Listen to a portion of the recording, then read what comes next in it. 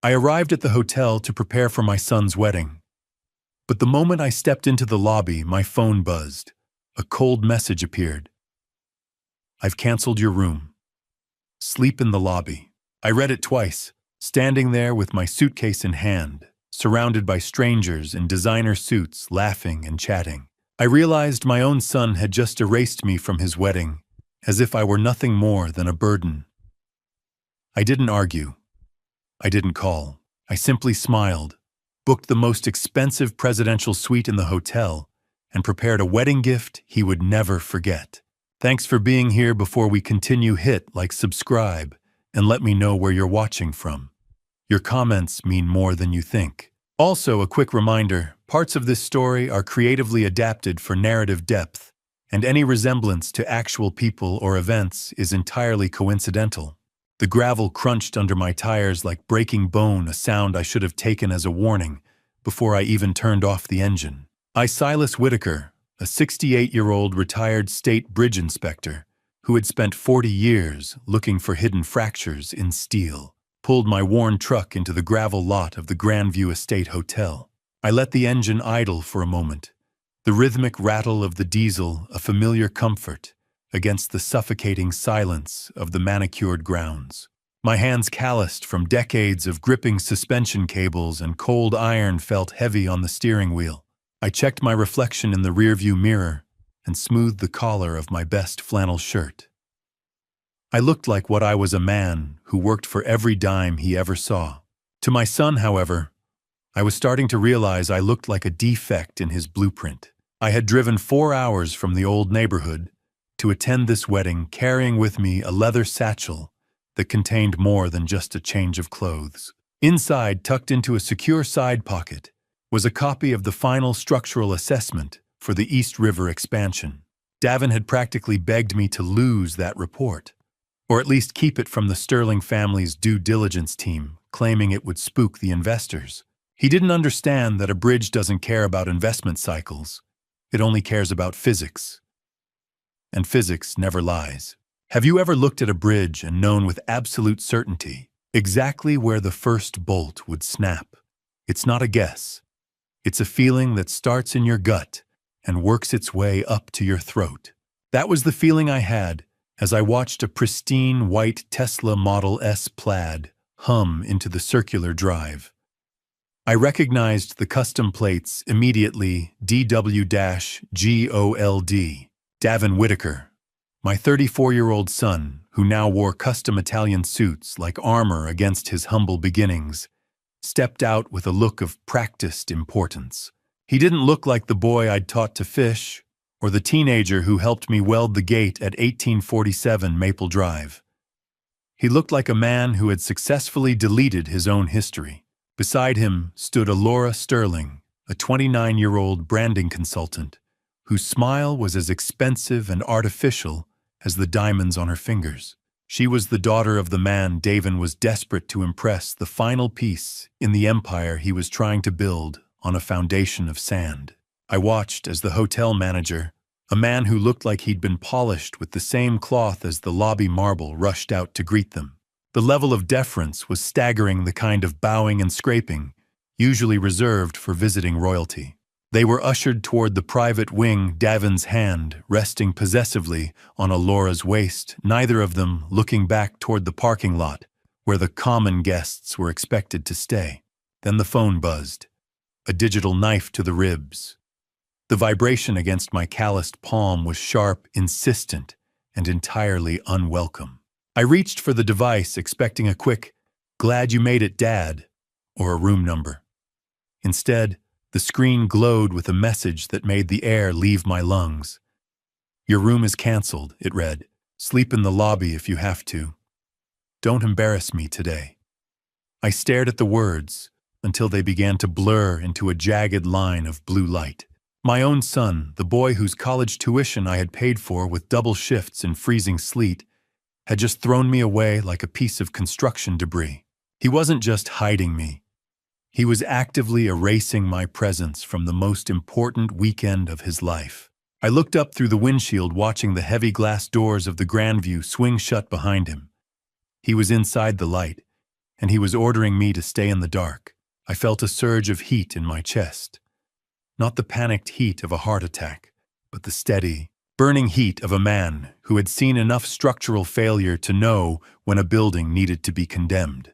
Davin thought he could manage me. He thought my silence was something he had already bought and paid for with the few checks he'd sent home over the years. Now, let me ask you, what would you do if your own flesh and blood treated you like a stain on a silk tie? Would you turn the key and drive back to the house he was already trying to forget? Or would you step out into the light and show them that a Whitaker is only as strong as the truth he stands on? I watched Davin reach into his pocket and pull out a small velvet box, handing it to Alora as they paused near the fountain. Even from this distance, I saw the glint of the stones. My breath hitched. I knew those diamonds. They were set in a unique filigree pattern I'd sketched myself for Sarah's 20th anniversary. Davin had told me the necklace was lost during the frantic days of the estate sale after her funeral. He'd looked me in the eye and told me the insurance company had denied the claim. But there it was, catching the orange glow of the autumn sunset, hanging around the neck of a woman who didn't even know Sarah's name. I watched the diamonds of my dead wife's necklace catch the evening light around Alora's throat, and I knew then that the bridge between me and my son wasn't just cracked, it was gone. Grief is like rust on a bridge. It starts small, invisible to the untrained eye, until one day you realize the entire structure is holding on by a prayer. I sat frozen in the cab of my truck, my eyes burning as I watched the diamonds of my dead wife's necklace catch the evening light around Alora's throat. The realization that the bridge between me and my son wasn't just cracked, but entirely gone, hit me with the force of a structural collapse. Davin had stood by Sarah's casket and told me the necklace was gone, likely stolen by one of the hospice workers, or lost in the chaos of the estate clearing. I had believed him. I had mourned that small physical piece of her, alongside her memory, never imagining that he had been keeping it in a dark corner of his new, polished life like a trophy. I reach into my pocket and pull out the silver watch Sarah gave me on our 25th anniversary. It is a heavy, solid piece of engineering, much like the life we tried to build together. As the luxury crowd moves around the hotel entrance, looking like bright, fragile birds in their silk and linen, I'm pulled back to the cold. Damp mornings I spent hanging from suspension cables over the Tappan Zee. I remember the exact smell of the river mud and the biting wind that made my joints ache, but I also remember the warmth of the lavender scent Sarah wore every time I came home. I worked those double shifts, so Davin would never have to know the weight of a rivet gun or the fear of a frayed safety line. Do you know what happens to steel when it's stressed beyond its limit for too long? It doesn't just bend, it screams. My mind raced through the last winter of Sarah's life, a time when my world was divided between the hospital and the girders. I remembered the crushing medical bills and how Davin, always so charismatic and focused on his boutique resort startup, had offered to manage the estate valuables so I could spend every moment at her bedside. "I trust you, son," I had whispered in that sterile hallway. "You're all I have left." I realized now that the necklace wasn't just a gift I'd given Sarah. It was a map. Sarah had been meticulous, much like me, and she had commissioned a hidden micro-engraving on the clasp, a specific code for a safe deposit box that held the original deeds and the true records of our family's modest holdings. Davin clearly hadn't found it yet, or he wouldn't be parading the key to our history around Alora's neck. He saw jewelry where he should have seen a legacy. He saw an asset where he should have seen a mother's love. The betrayal felt like a lid weight in my chest, a cold pressure that made it hard to draw a full breath in the cramped space of my old truck. 8 years. 2,920 days of carrying his lies like a lead vest. I looked at the reflection of the setting sun on the Grandview's glass windows, the orange glow turning the hotel into a golden fortress that Davin thought he could keep me out of. I realized that every overtime hour I'd worked, every frozen finger I'd endured on a winter inspection, was just a brick Davin had used to build the pedestal he was now using to look down on me. I looked at the text message on my phone one more time. Sleep in the lobby, and the last thread of parental hesitation finally snapped. My grief, which had been a soft, heavy shroud for nearly a decade, began to crystallize into something else. It was becoming a cold, hard resolve, a structural integrity that I hadn't felt since I hung up my inspector's belt. I wasn't going to sleep in the lobby. I wasn't going to disappear into the shadows like a ghost of the man I used to be. I looked at my worn, calloused hands, and then at the silver watch. Davin had always dismissed my job as simple blue-collar work, but he forgot that a bridge inspector is trained to see the truth that the paint job tries to hide. I was the anchor, and he was the ship. But he didn't realize that when a ship cuts its anchor, it's at the mercy of the storm. I checked the watch one more time, but I wasn't checking the hour. I felt for the small recessed button on the side of the casing. It wasn't just an heirloom. It was a high-precision recording device I had used for decades during field inspections to dictate structural flaws when my hands were too cold or too occupied to write. I had activated it the second I pulled into the Grandview lot, a habit of a man who never enters a site without a record. Every word of that text, every laugh from the valet, and every silent rejection from my son was already etched into the digital memory of the watch. I clicked the silver watch shut with a metallic snap that sounded like a hammer hitting a coffin nail. The sound echoed in the quiet cab of the truck, a final punctuation mark on the man I used to be.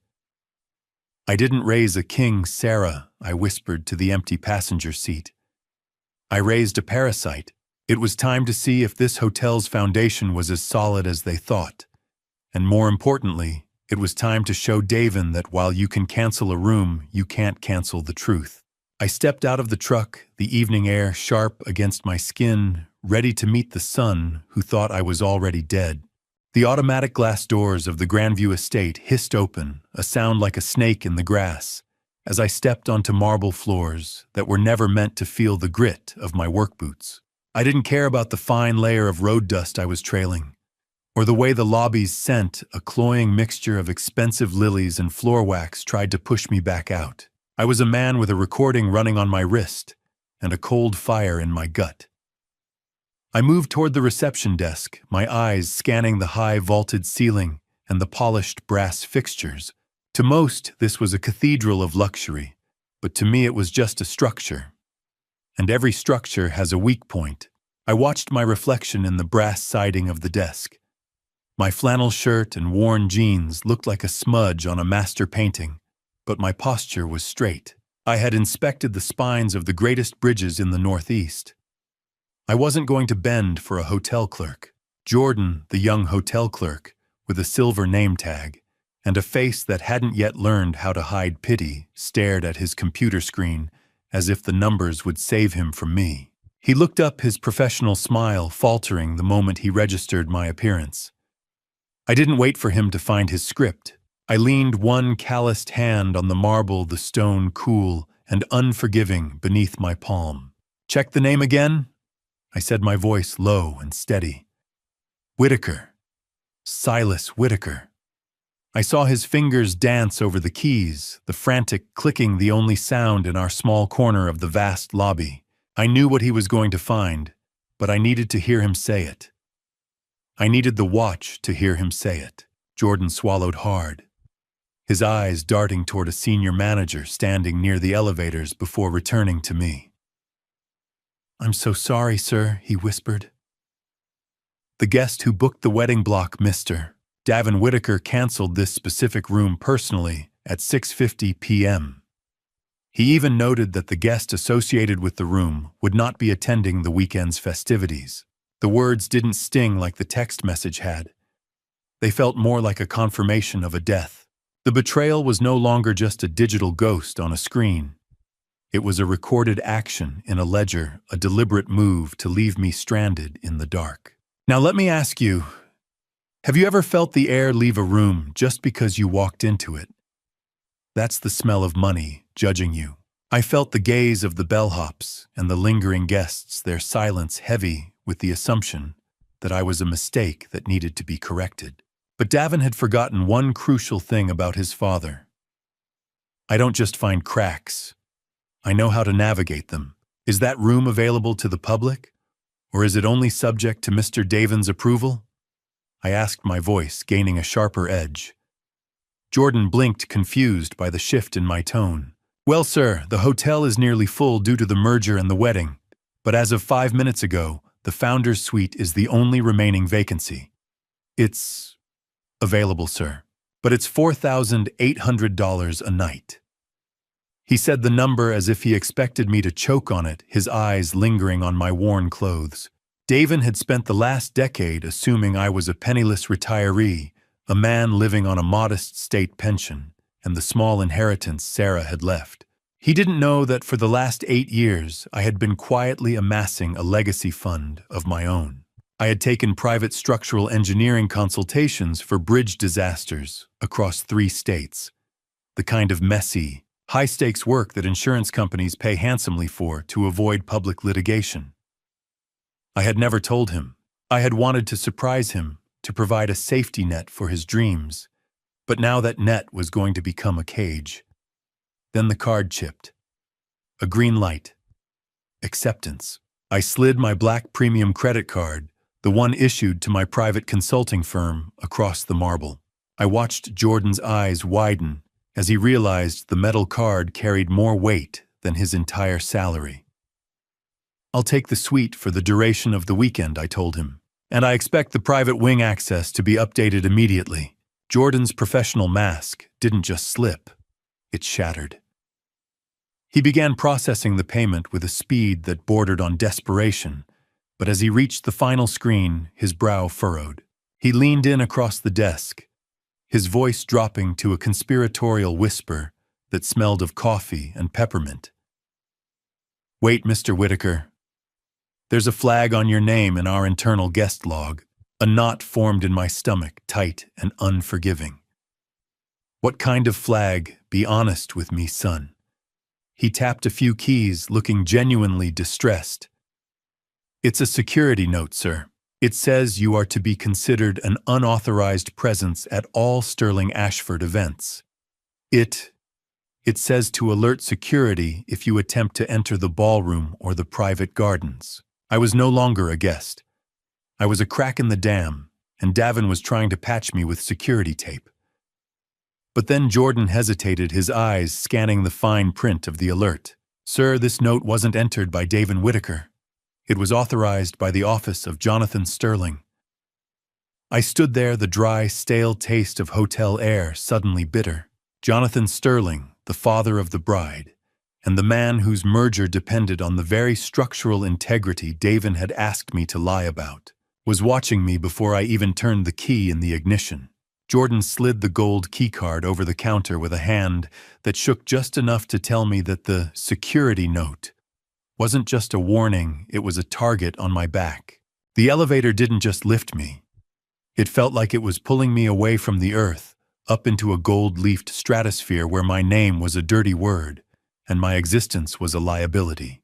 As the doors slid shut with a whisper that sounded more like a threat than a welcome, I looked at the gold keycard in my hand. Jordan's hands had been shaking when he handed it to me, and I knew why. That security note wasn't just a memo for the staff. It was a digital crosshair taped to my back. I stood in the center of the mirrored box, watching my own reflection.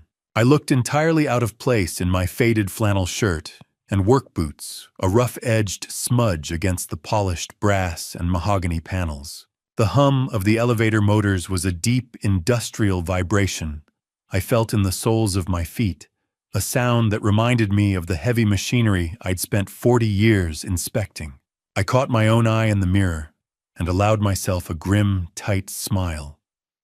Smile for the cameras, Silas, I whispered to myself.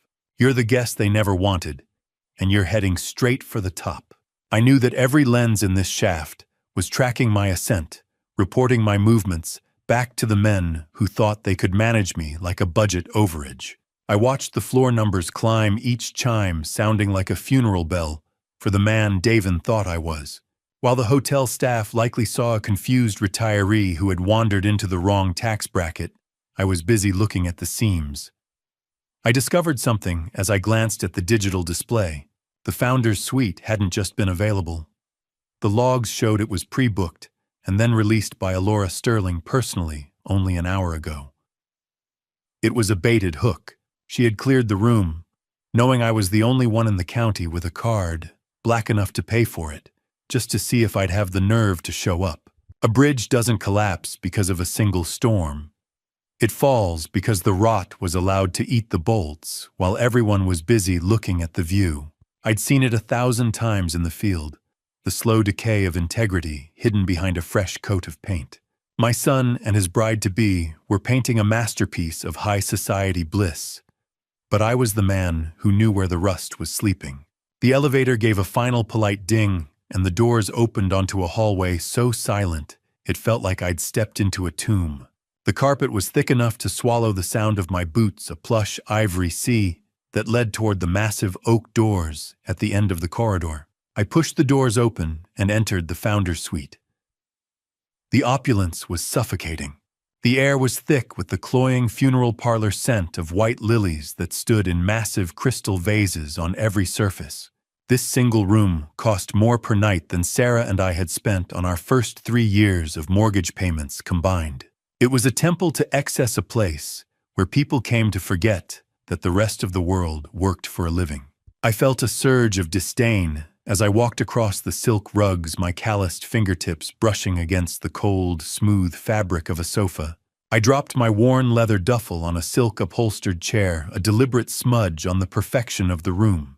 I wonder if the silk can feel the weight of 40 years of bridge grease, I thought, looking out the floor-to-ceiling windows at the sprawling estate below. Have you ever heard your own son's voice and realized you were listening to a stranger who happened to share your marrow? The question hit me as I turned toward the mahogany desk. There, sitting like a venomous spider in the dark, was the suite's phone. The red light on the console was blinking a sharp digital heartbeat that cut through the gloom. It was a message waiting to be heard. A piece of the abyss reached out to touch me. I sat at the desk, the air-conditioned atmosphere of the suite tasting stagnant and dry in the back of my throat. I pressed the play button, and Davin's voice filled the room. Gone was the polished, charming tone he used for his investors and his new family. This was the voice of a man who had forgotten where he came from. "I know you're there, Dad." The recording began, his voice distorted and harsh through the small speaker. "I saw the alert the second you checked in. Don't be a fool." I listened as he ordered me to stay hidden in this expensive cage, his words dripping with a mixture of fear and arrogance. He threatened to use the Ashford family's political influence to make my life difficult if I dared to step foot in the ballroom tonight. He spoke about me as if I were a defect in a construction project, a liability that needed to be contained. "Stay in that suite," he barked. "If you try to play the martyr at my wedding, I'll make sure the world thinks you've finally lost your mind." The light stopped blinking. The silence was worse. It wasn't just a request for privacy. The voicemail ended with him mentioning a conservatorship meeting scheduled for Monday morning. He wasn't just trying to hide me for a weekend. He was planning to legally seize my autonomy permanently, to strip me of my rights and my dignity, so I could never speak the truth about what he'd become. I stood in the center of that million-dollar view, Davin's threats still echoing in the rafters, and realized the red light wasn't just a message. It was a countdown to the moment he tried to erase me forever. The knock wasn't the tentative tap of a room service waiter. It was the coded strike of someone who knew exactly how to move through the shadows of a place this bright. My heart was still hammering against my ribs from the recording I'd just heard. But the sound at the door brought my training back to the surface. In 40 years of inspecting bridges, I'd learned that the most dangerous cracks are the ones you can't see until the weight is already applied. I moved toward the heavy oak door, my hand hovering over the handle. I didn't ask who it was. If it was security, they'd have used a master key. If it was Davin, he would have pounded until the hinges screamed.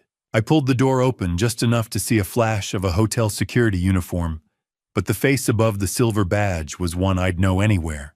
My nephew Arlo Caldwell, a 29-year-old security specialist with a mind for digital trails, met me in the shadows of the hotel lobby with a heavy folder tucked under his arm.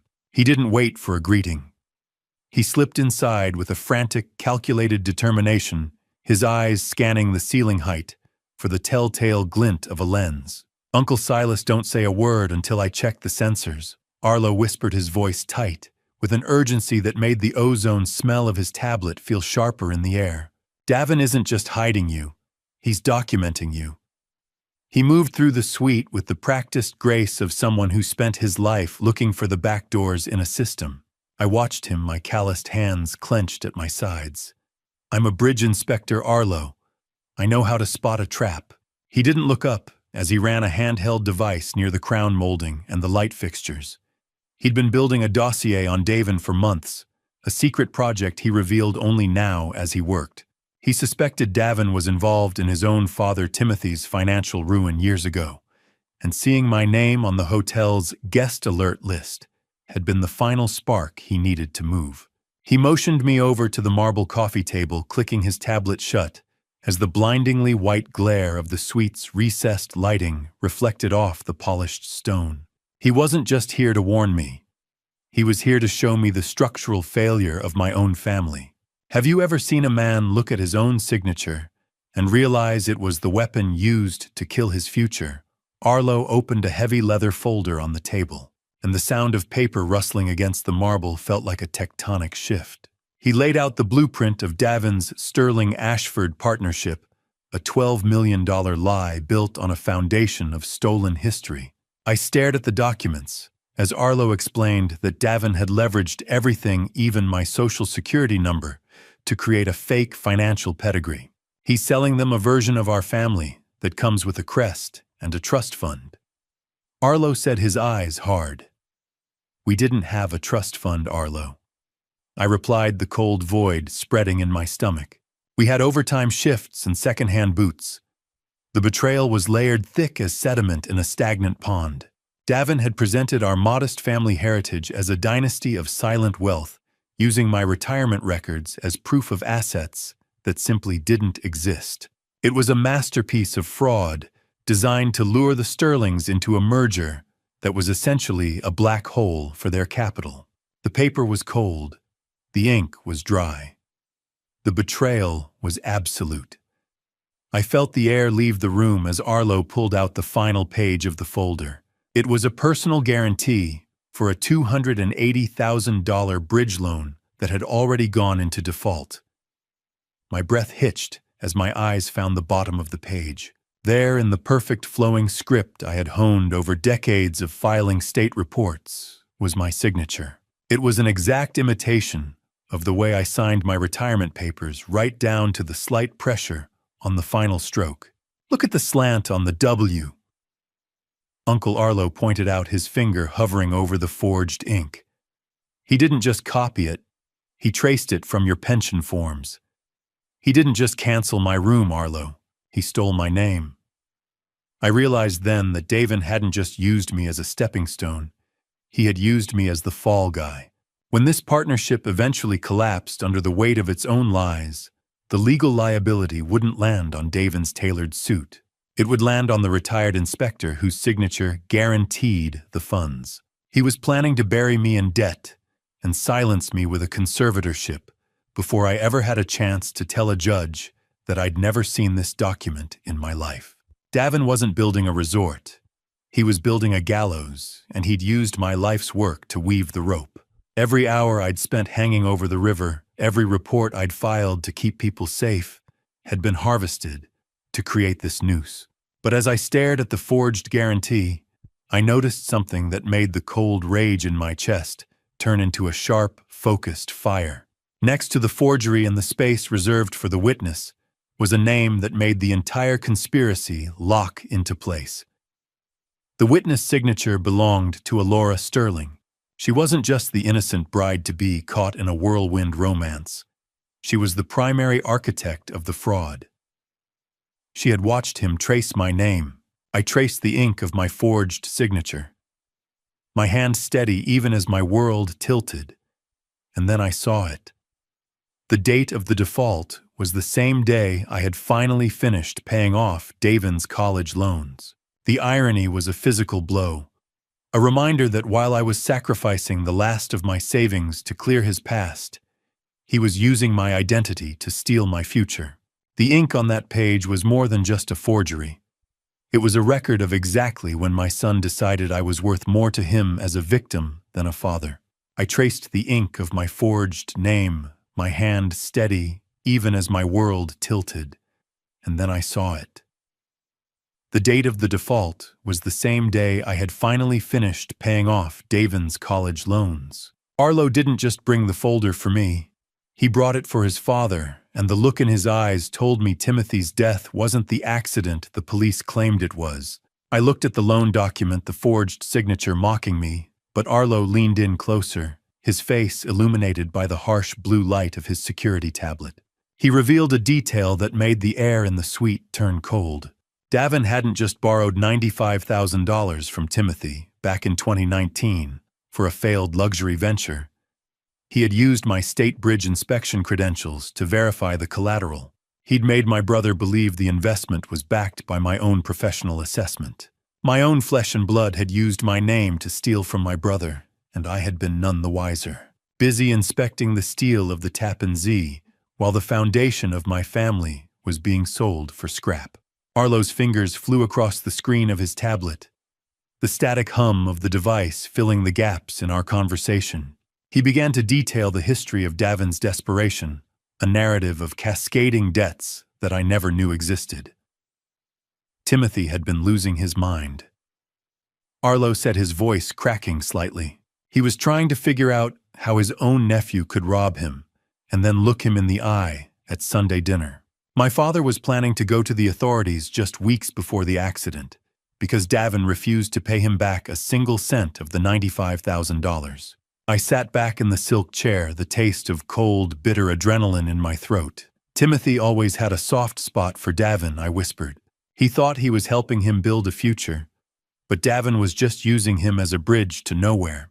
Let me ask you, at what point does a son stop being your child and start being a predator? Is it the first lie, or is it the moment he decides your life's work is just a tool for his next heist? I watched the blue glare of the tablet reflect in my nephew's eyes as he traced the money trail.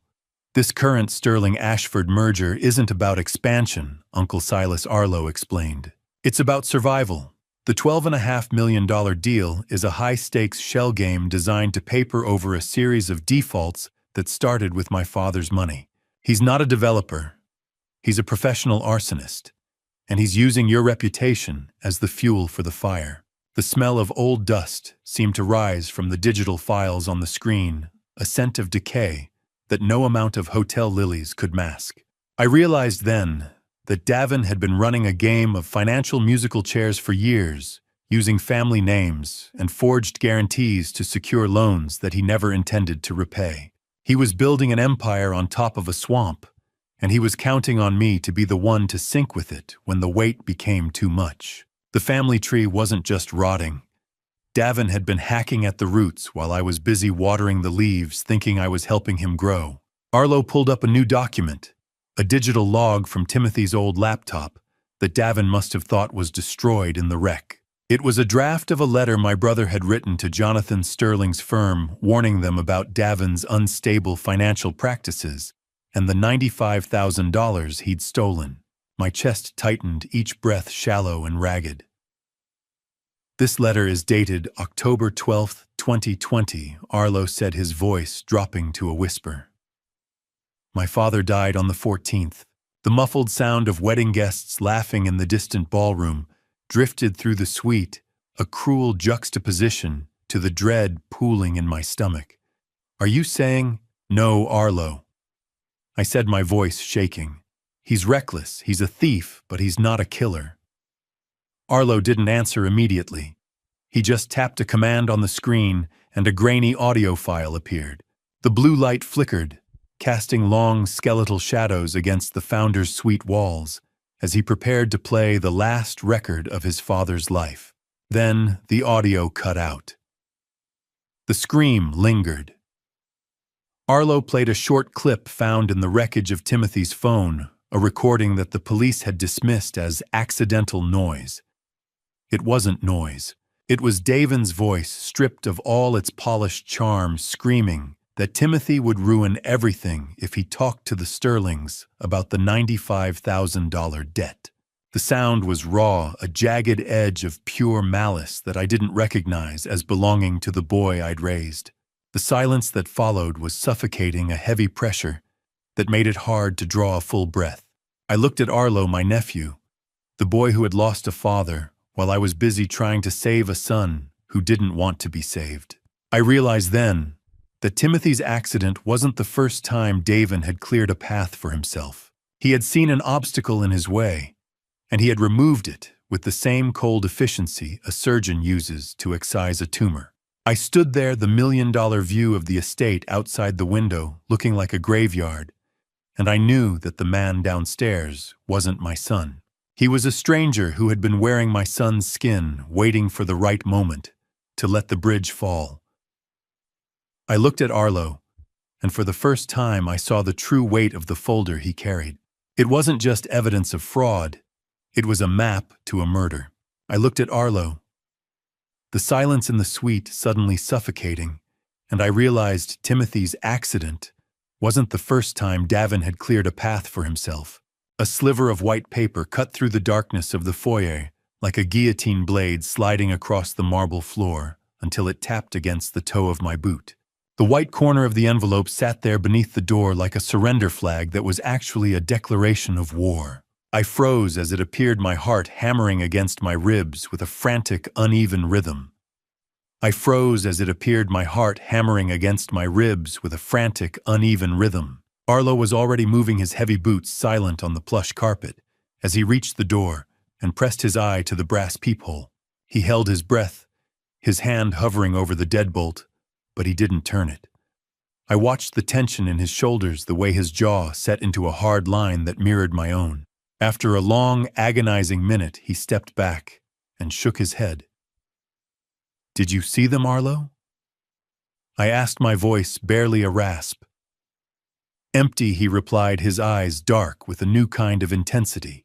"Whoever dropped this knows the blind spots of the hallway cameras better than I do. They didn't just walk up and knock. They moved with the precision of a ghost." I reached down and picked up the envelope, the paper feeling unnervingly cool against my calloused fingertips.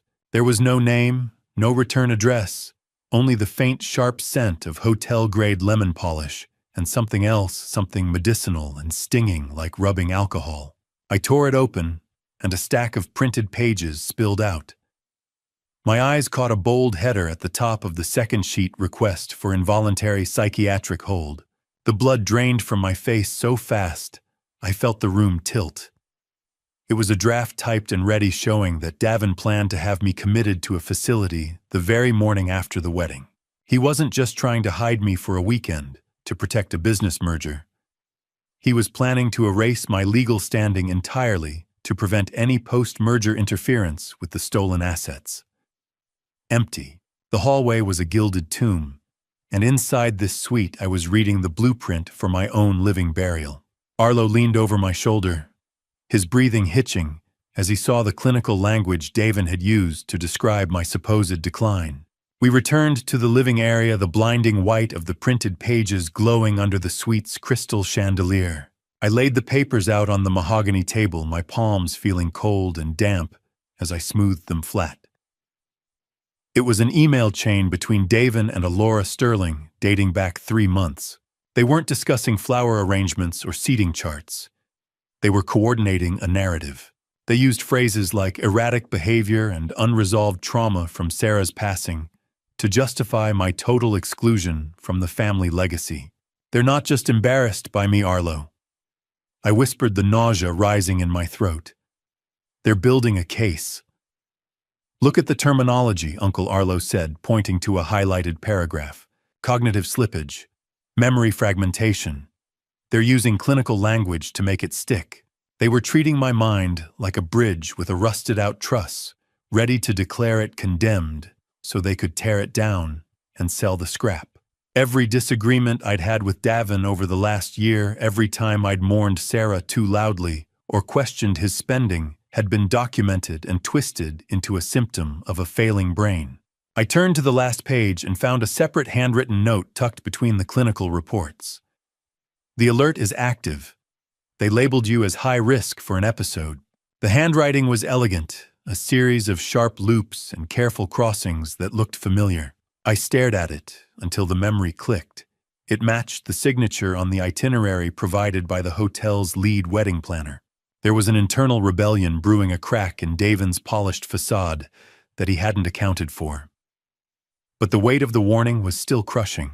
I realized that every staff member I've encountered, from the valet who took my truck to Jordan at the front desk, was warned that I am a fragile old man who might snap at any moment.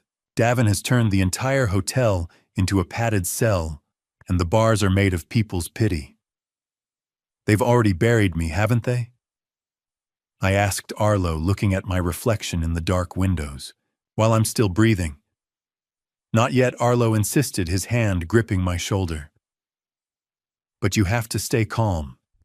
If you lose your temper now, if you yell or even raise your voice, you prove them right. You give them the episode they're waiting for. How do you prove you're sane when the person who knows you best is the one telling the world you're broken?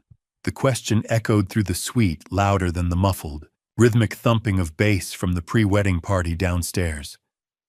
I felt a cold, calculated fury rising in place of my fear. Davin thought he could use my grief as a weapon, but he forgot that I've spent my life studying the way structures fail under pressure. He was trying to overload my emotional capacity, hoping I'd buckle so he could sign the papers over my head. I looked at the clinical words describing my decline and realized the trap was already shut. I wasn't a guest in the founder's suite. I was a specimen in a high-priced observation room. Davin had leveraged the Sterling's influence to turn the hotel security into his private orderlies, and I was the patient they were authorized to restrain. The alcohol scent on the paper lingered in the air, a reminder of the facility they wanted to send me to. I looked at the door, the heavy oak suddenly feeling like the gate of a prison. Now I just had to wait for the man in the uniform to come and check the lock. The knock didn't just vibrate the heavy oak door. It rattled the very foundation of the sanity I was trying so hard to project. The strike was heavy, rhythmic, and official, carrying none of Arlo's guarded tapping or the frantic energy of a man hiding a crime. I stood in the center of the suite, the printed evidence of Davin's gaslighting plot still clutched in my damp hand, and realized the trap was already shut. I looked at Arlo, who had already vanished into the bedroom wing to stay out of sight, and then I forced my breathing to level out. I stepped toward the foyer, the marble floor feeling like thin ice beneath my boots. I pulled the door open to find a tall security officer named Miller, a man with broad shoulders and a face as blank as a fresh sheet of paper. Officer Miller stood in the doorway, his thumbs tucked into his utility belt. He spoke with that same rehearsed gentleness, claiming the hotel had received a distressed family report about my state of mind. "Mr. Whitaker, do you know what day it is?" Miller asked, his eyes already wandering past me to scan the suite. "Do you know why you're here?" I tightened my grip on the doorframe, the pressure building behind my eyes. "I know exactly why I'm here, officer. The question is, do you know who paid for this room?" I watched his eyes linger on the scattered legal papers on the mahogany table. He wasn't just checking on me. He was conducting an inventory of my defiance. I noticed a small green light glowing on the center of his chest. His body camera was active. In that moment, a new layer of the blueprint revealed itself. This wasn't just a wellness check. It was a performance being live-streamed to Davin and Alora. They were watching from some darkened boardroom, waiting for me to yell, to stagger, or to show any sign of the cognitive slippage they'd documented. Let me tell you something about wellness. It's the favorite word of people who want to control you without looking like the villain. They don't want to fix you. They want to frame you in a way that makes your perspective irrelevant. Miller stepped into the foyer without being invited. his boots silent on the plush carpet. He mentioned that my son Davin had expressed deep concern about my recent episodes involving my late wife, Sarah. He spoke slowly, pausing after every sentence as if giving my aged brain time to catch up. "It's okay to be confused, Silas," he said, the scent of clinical sterile hand sanitizer wafting from him as he adjusted his belt. Losing a spouse is a heavy bridge to cross alone. I felt a surge of indignation that threatened to break my composure, which was exactly what he wanted. "Don't use my career to patronize me, son," I replied, my voice low and steady despite the fire in my gut. "I'm as steady as the steel I used to inspect." I could see him cataloging my response, translating my righteous anger into unpredictability for his report. I was a specimen under observation, and Miller was looking for the crack that would justify the diagnosis. Every logical point I made was being filtered through the lie Davin had told, a pre-written narrative that made any defense look like a symptom of the disease. He spent 10 minutes in the suite, his presence a cloying weight. He asked about my truck, my home on Maple Drive, and my plans for the wedding, all while maintaining that predatory gentleness. He eventually turned to leave, giving me a final, pitying glance that felt like a slap. "I suggest you stay in the suite for the night to decompress, Mr. Whitaker," he said, his hand resting on the brass badge on his chest. "We want to make sure tomorrow is a good day for your family." The door clicked. The cage was locked. The moment the latch engaged, the silence of the suite felt heavier than before. I was essentially under house arrest in a $5,000 a night cage, and Davin had the only key. I walked back to my duffel bag, my mind racing through the technical requirements of an escape. That was when I saw it, a tiny black plastic tab tucked into the seam of my bag's bottom. I pulled it free, feeling the cold plastic texture of a high-tech tracking device. It wasn't hotel property. It was a private tracker, the kind Davin used for his high-value construction shipments. He'd planted it before I even left home, tracking my every stop along the highway. I sat on the edge of the silk-covered bed, the muffled rhythmic thud of a distant party pulsing through the walls like a heartbeat. I grabbed my phone, my fingers moving with a speed that belied my age. I sent a high-priority coded text to Arlo, who was still hiding in the shadow of the bedroom wing. "I need the hard copy, Arlo. Now. They're trying to build a cage out of my own mind." I watched the bubbles on the screen as he typed back almost instantly. "I'm on it, Uncle. Just don't give them another reason to look at you." I looked at the tiny blinking red light of the tracker on my bag and realized Davin wasn't just worried I'd speak. He was worried I'd leave before the trap could finish me off. He wanted me here under the watchful eye of Officer Miller and his live-streaming body cam until the moment the legal papers were signed and my autonomy was gone. I looked at the dark windows of the founder's suite, seeing only my own reflection staring back, a man who was being hunted in his own family's house. I didn't hide the tracker. I put it back exactly where I found it. If they wanted to watch me, I'd give them something worth seeing. Waiting is its own kind of torture, especially when you know the person coming through the door is carrying the physical proof that your own son wants you erased. The shadows in the room felt longer as I waited for Arlo to return, every second feeling like a bolt being tightened, until the threads stripped. I paced the floor of the founder's suite, my work boots silent on the heavy silk rugs, but the quiet didn't bring me any peace. I avoided the grand floor-to-ceiling windows and the ornate gilded mirrors. I didn't want to see the reflection of the man Davin was trying to dismantle. I felt the weight of the tracker on my bag, like a physical heat emanating from the corner of the room, a tiny red eye that never blinked. I thought about the thousands of bridge bolts I've tightened in my 40-year career, the meticulous care I took to ensure every joint could hold the weight of 1,000 lives. Now I was watching my own son strip the threads of my very existence with a clinical, legal efficiency. From somewhere far below, the muffled sound of a champagne cork popping at the wedding rehearsal party drifted up, a cruel, festive soundtrack to my isolation. "How did we get here, Sarah?" I whispered to the empty air. "How did he get so hollow?" A bridge collapses when the load exceeds the structural capacity, and Davin was stacking lead weights on my soul. My pacing stopped when I heard the faint metallic scrape of a keycard. I stood frozen as the heavy oak door cracked open.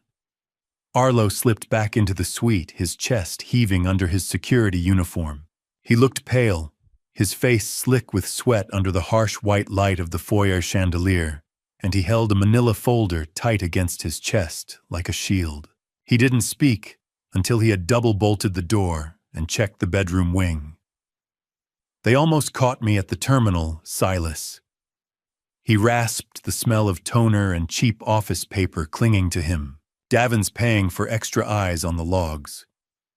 He had to bypass 2 of my son's private security hires just to get into the management office's hard copy backup.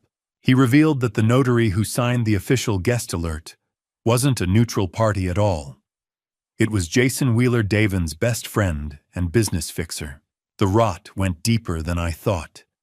It was a network of conspirators all waiting for the signal to pull the supports out from under me. Then we have to make this count, Arlo, I said, my voice sounding like gravel. Give me the file. He laid the physical guest alert form on the marble coffee table, and the stark reality of the ink on paper felt more violent than any digital text I'd read on a screen. Ink doesn't lie, but the man who held the pen was a stranger. I leaned over the table, the cold, unforgiving feel of the marble biting into my palms, as I read the words that were meant to be my epitaph. My eyes skipped over the clinical lies about my unpredictable episodes and grief-induced dementia. But it was the fine print at the bottom that stopped my heart. Davin hadn't just filed a hotel complaint. He had cited a forged medical diagnosis from a doctor I've never even seen. He didn't just sign this, Arlo. I whispered, my vision tunneling as the rage turned into an icy, focused clarity. He notarized it, with a stamp from his own development office.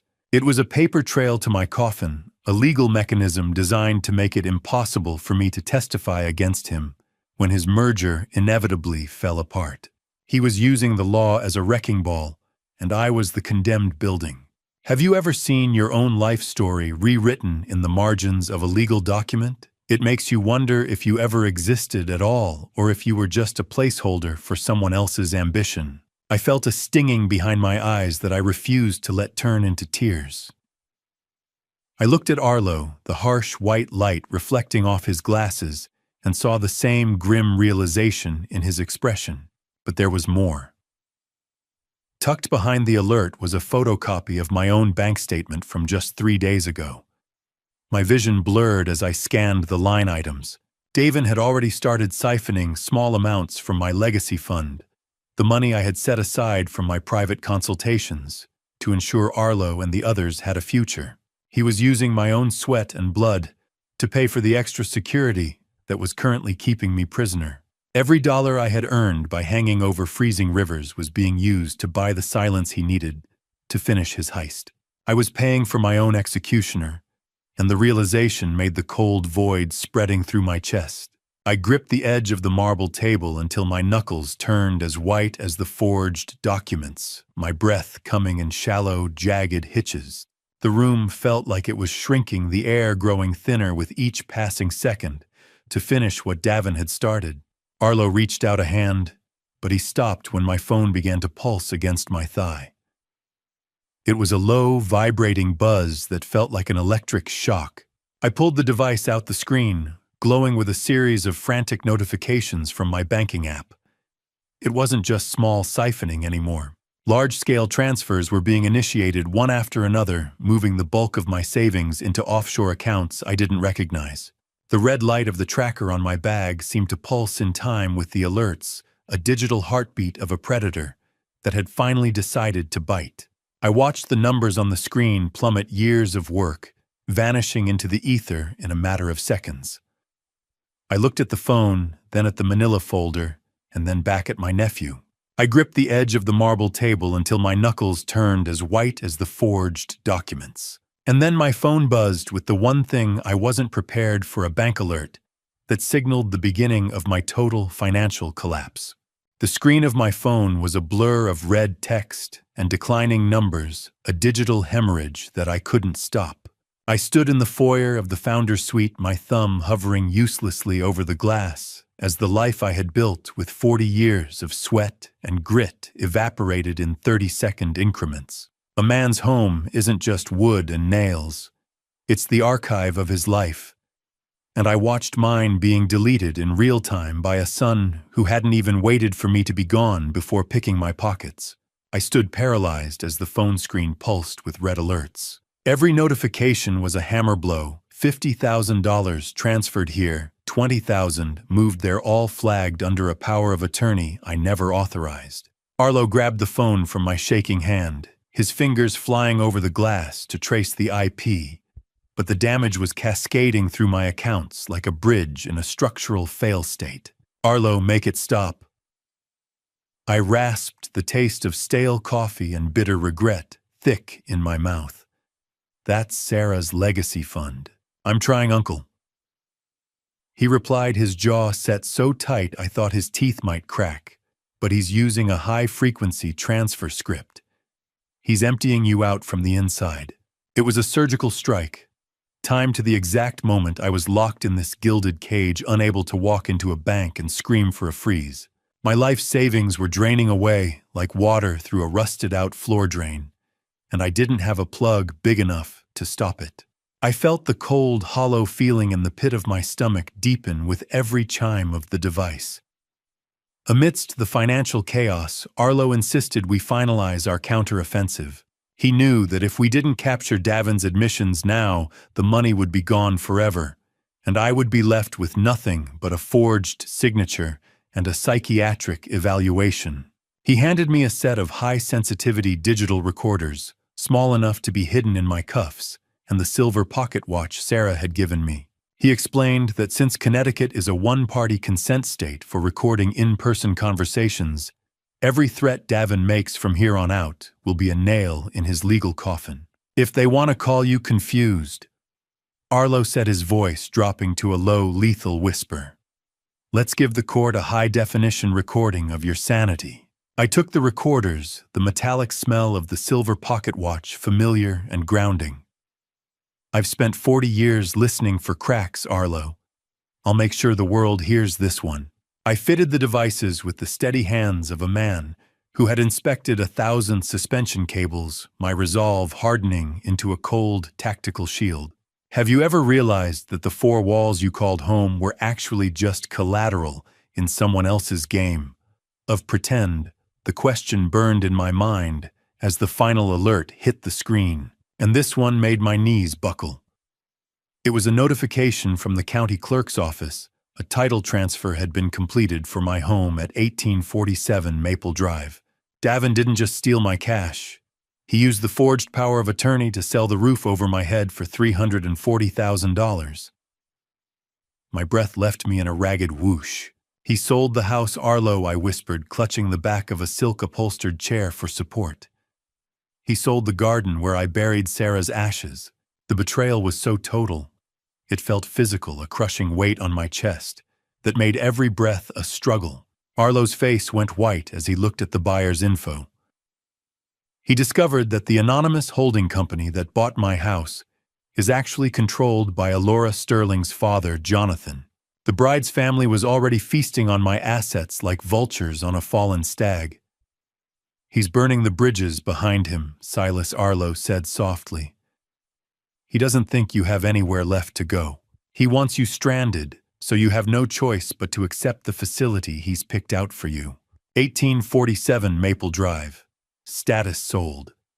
I was a ghost in my own history. I stared at the sold notification until the blue light of the phone burned into my retinas. Realizing that Davin hadn't just taken my money, he'd stolen the only place left where I could still feel Sarah's presence.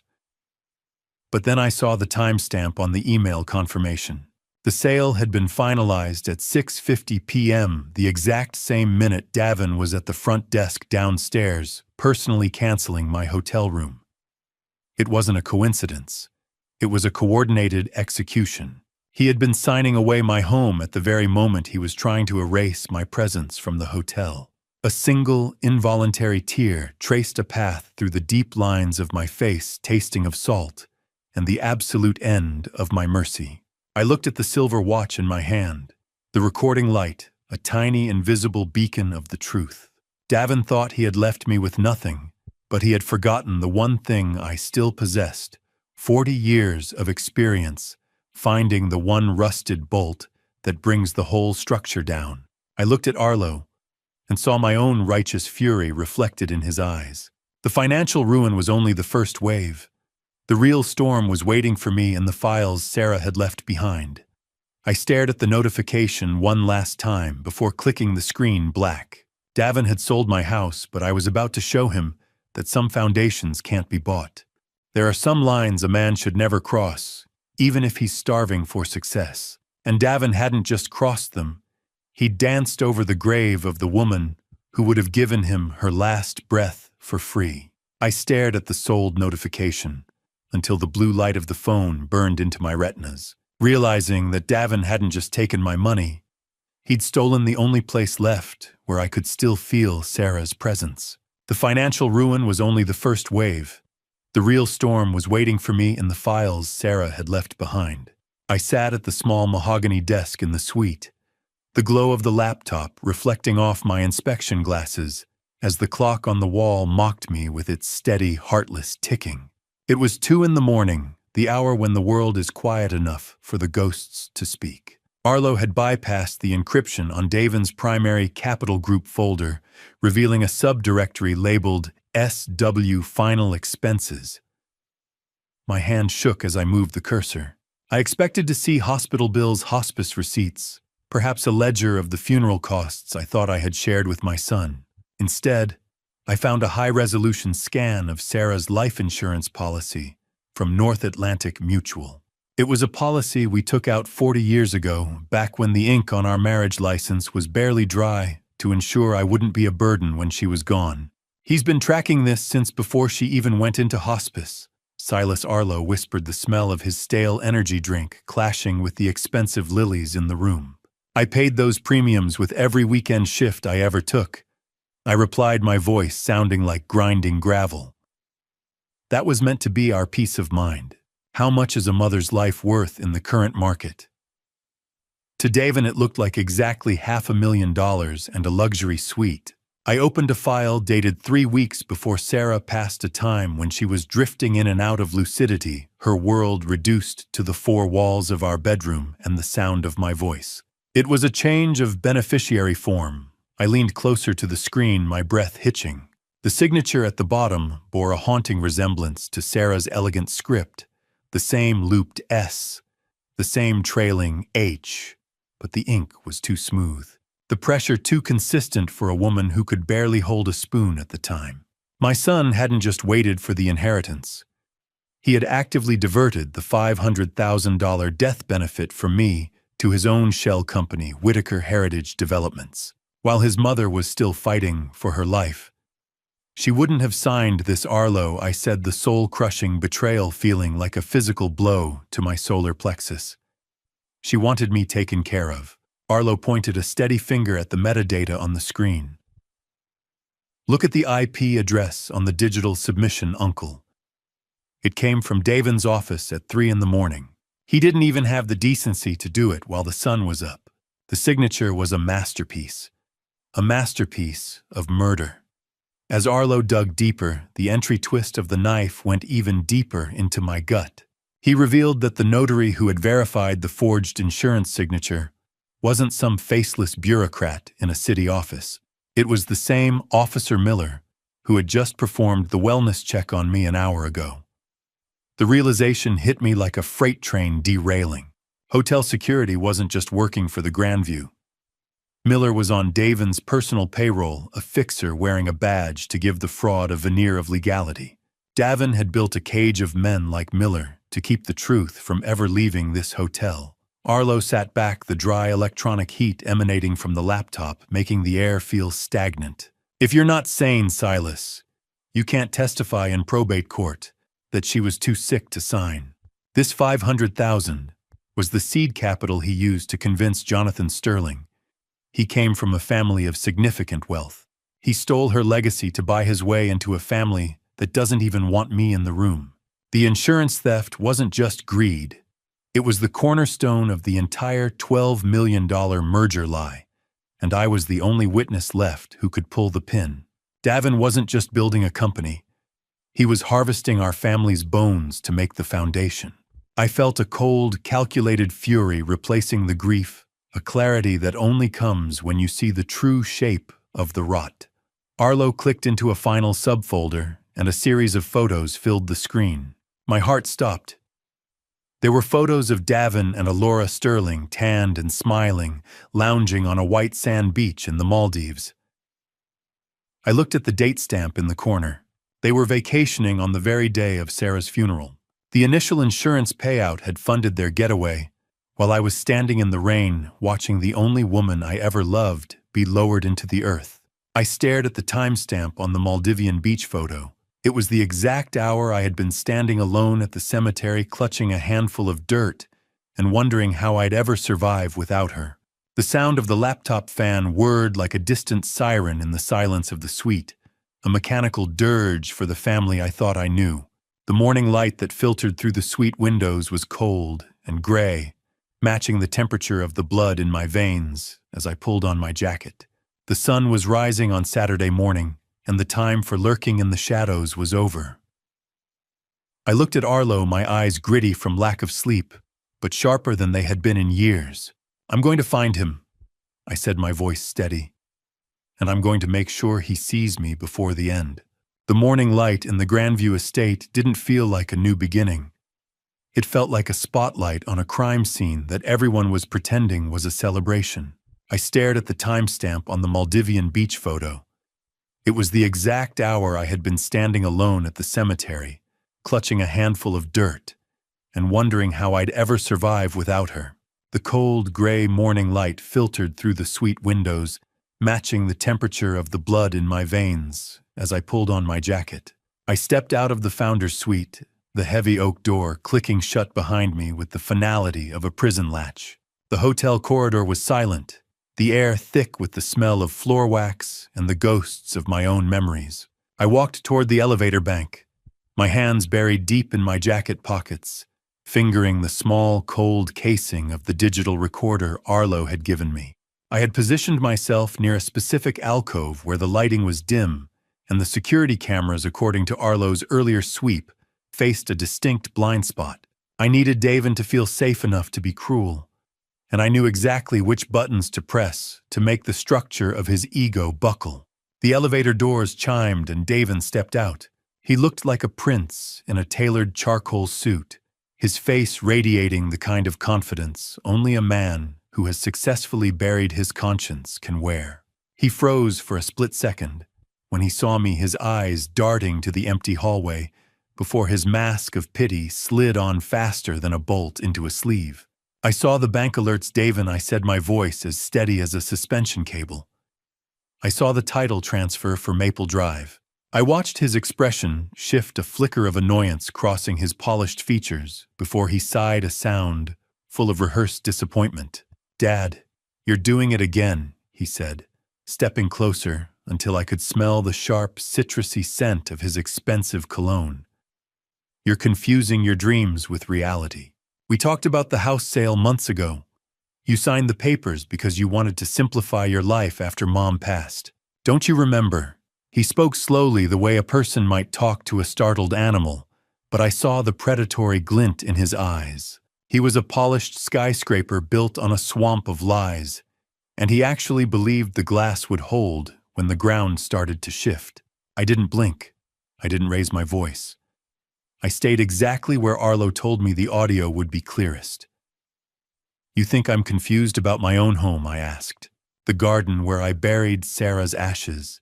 He stepped even closer, his silk tie rustling against his crisp shirt, and his voice dropped to a low, dangerous whisper that didn't match the pleasant, concerned expression he kept for the benefit of the cameras down the hall. "Listen to me, Silas," he hissed. "The security team is on high alert for any episodes you might have. If you even look in Jonathan Sterling's direction today, I'll have you escorted out in handcuffs for your own safety." I'm doing this for you. I'm protecting your dignity. I felt the bitter taste of rising bile in my throat, but I kept my hands still. You think a few security guards can stop a man who knows where the cracks are? I whispered back. Davin laughed, a hollow, dry sound that had no joy in it. Handcuffs aren't a good look for a man of your age, Silas. Don't force me to protect you from yourself. He was counting on the world to believe the son over the father, the suit over the flannel. Have you ever felt the urge to dismantle something you spent 30 years building, just to prove it was never as strong as it looked? As I watched my son, the boy I'd once carried on my shoulders so he could see the fireworks over the river, I realized he had become a foreign object in my own life. He reached out and patted my shoulder. A gesture meant to look like affection to any passing staff, but it felt like a snake's tongue on my skin. He was branding me as the invalid, the embarrassing old man who needed to be managed. "Order the steak, Dad," he said, his voice returning to its loud public volume as a bridesmaid rounded the corner. "It's the last meal you'll have on my dime. Go back to your room and get some rest. You're clearly exhausted." He turned away from me, his movements fluid and confident, heading toward the grand staircase where the rest of his bright, fake world was waiting. He didn't even look back. He was so certain he had won, so sure that he had stripped me of everything, my money, my home, my sanity, that he didn't realize he'd just given me exactly what I needed. Every threat, every gaslighting lie was now etched into the digital memory of the device in my pocket. He patted my shoulder. It felt like a snake's tongue. I stood in the corridor, the hard, unforgiving texture of the hallway carpet under my boots, feeling like the only real thing left in this building. I watched him descend the stairs, his head held high. But then a flash of light caught my eye as his sleeve shifted. My breath hitched. On his wrists, catching the cold morning light, were the vintage gold cufflinks Sarah had given me the day I retired from the State Bridge Commission. They were engraved with my initials and a tiny representation of the Tappan Zee. He hadn't just stolen the house and the money.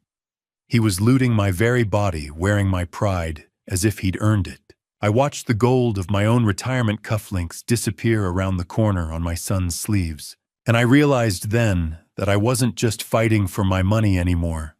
I was fighting for the right to exist in the same world as the monster I had created. I let the silence of the hallway settle over me, my resolve hardening into something colder and more dangerous than Davin could ever imagine. I wasn't an embarrassing old man. I was an inspector, and I had just found the fracture that would bring his entire world down. The courtyard was a masterpiece of manicured hedges and white stone, a beautiful place for a cold-blooded execution that required no blade, only a few signatures on a legal brief. The crisp morning air bit at my skin as I stepped onto the pristine gravel. I needed air that didn't smell like Davin's sharp, citrusy cologne or the cloying lilies of the lobby. I needed air that didn't smell like Davin's sharp, citrusy cologne or the cloying lilies of the lobby. I stepped into the crisp morning light, my work boots feeling heavy on the pristine white gravel. The sound of the central fountain splashing like a rhythmic heartbeat was the only thing filling the silence of the garden, a steady pulse that mocked the frantic pace of my own blood. I rounded a tall, perfectly squared hedge and found Alora Sterling waiting for me. She wasn't wearing her wedding dress yet. She was in a sharp, ivory power suit that made her look more like a prosecutor than a bride. She stood by the stone basin of the fountain, her eyes tracking my approach, with a look of profound, elitist disappointment. She didn't offer a greeting. Instead, she adjusted her watch and sighed. "You were given instructions to stay upstairs, Silas," she said, her voice a cool, practiced melody. "You're making this very difficult for Davin." I stopped 10 feet from her, the blinding white of the courtyard stone under the intensifying sun making me squint. "Davin is the one who made things difficult when he sold my home." "Alora," I replied, my voice as steady as the girders I used to measure. "I'm just here to see the foundation crumble." She didn't flinch. In fact, she smiled, and it was a revelation of sharp, calculated intent. I realized then that she wasn't just Davin's accomplice. She was the architect. She leaned back against the fountain, the sharp, cloying scent of her Chanel No. 5 drifting toward me on the breeze. She admitted with a terrifying lack of shame that she was the one who suggested the specific holding company that bought my house. She had been targeting my assets even before Davin had officially proposed, seeing my history as a resource to be harvested for her family's merger. Have you ever looked at a beautiful woman and seen the exact geometry of a shark's jaw? That was Alora in the morning sun. She saw me as a line item to be balanced, a structural defect that needed to be paved over to ensure the Ashford deal went through without a hitch. She reached into her small clutch and pulled out a single sheet of cream-colored paper, offering it to me with a grace that felt like a threat. She called it a severance agreement, with a strict non-disclosure clause. If I remained silent through the ceremony and signed away any claims to the Sterling-Ashford merger, Davin would consider returning a portion of the proceeds from 1847 Maple Drive within 12 months. The language was deliberately vague, full of legal loopholes. It was a transparent lie, a hollow promise designed to buy my cooperation until the $12.5 million deal was legally irrevocable. Think of it as a temporary loan for your son's future, she urged, her voice low and reasonable. You'll get your home back when the dust settles. I looked at the paper and then at her. I've spent my life measuring the strength of steel, Alora. I know when a beam is hollow, even if it's painted gold. I'm not signing away my sanity for a promise made by people who steal from the dead. My rejection was the hammer strike that finally cracked her mask of civility. The melodic tone vanished, replaced by a cold, predatory focus that made the air in the courtyard feel thin and frigid. The conservatorship wasn't a safety net. It was a concrete casing they were planning to pour over my life, until I was just another pillar supporting their empire. Alora stepped closer, her heels clicking on the stone like the firing pin of a rifle. She leaned in her face inches from mine, and her perfume was suddenly suffocating. She told me they had already prepared the emergency conservatorship filing based on the guest alert and the forged medical records Miller had notarized. Refuse, and you won't just lose your house, Silas, she hissed, her eyes locking onto mine with a terrifying certainty. You'll lose the right to choose your own doctor, your own food, your own life. We will have you declared legally incompetent before the cake is cut. You'll be a ward of the state, and Davin will be your guardian. You'll never speak to my father, and you'll never see the inside of a courtroom. I felt the taste of bitter ash in the back of my throat, a primal terror that almost made me buckle. But beneath the fear, I felt the steel in my spine harden. You're threatening to bury me alive? I said, my voice dropping to a low growl. But you forgot one thing, I'm the one who knows where the bodies are buried. She smiled.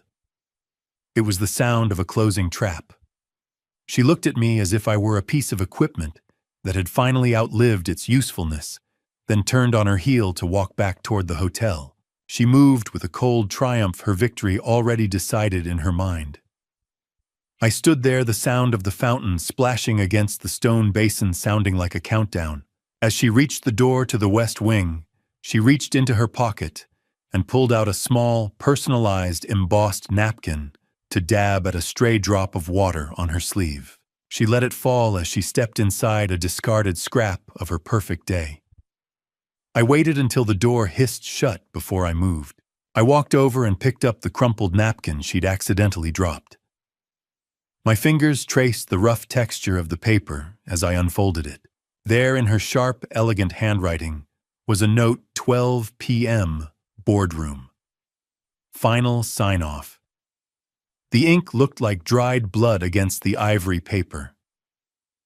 I looked at the hotel clock tower. I didn't have a weekend to save myself. I didn't even have a day. I had exactly 3 hours before the signatures were dry, and I became a ghost in my own life. I picked up the crumpled napkin she'd accidentally dropped, my fingers tracing the 12 p.m. scribbled in ink that looked like dried blood. And I realized I didn't have a weekend to save myself. I had exactly 3 hours. Time wasn't just ticking away in that gilded hotel room.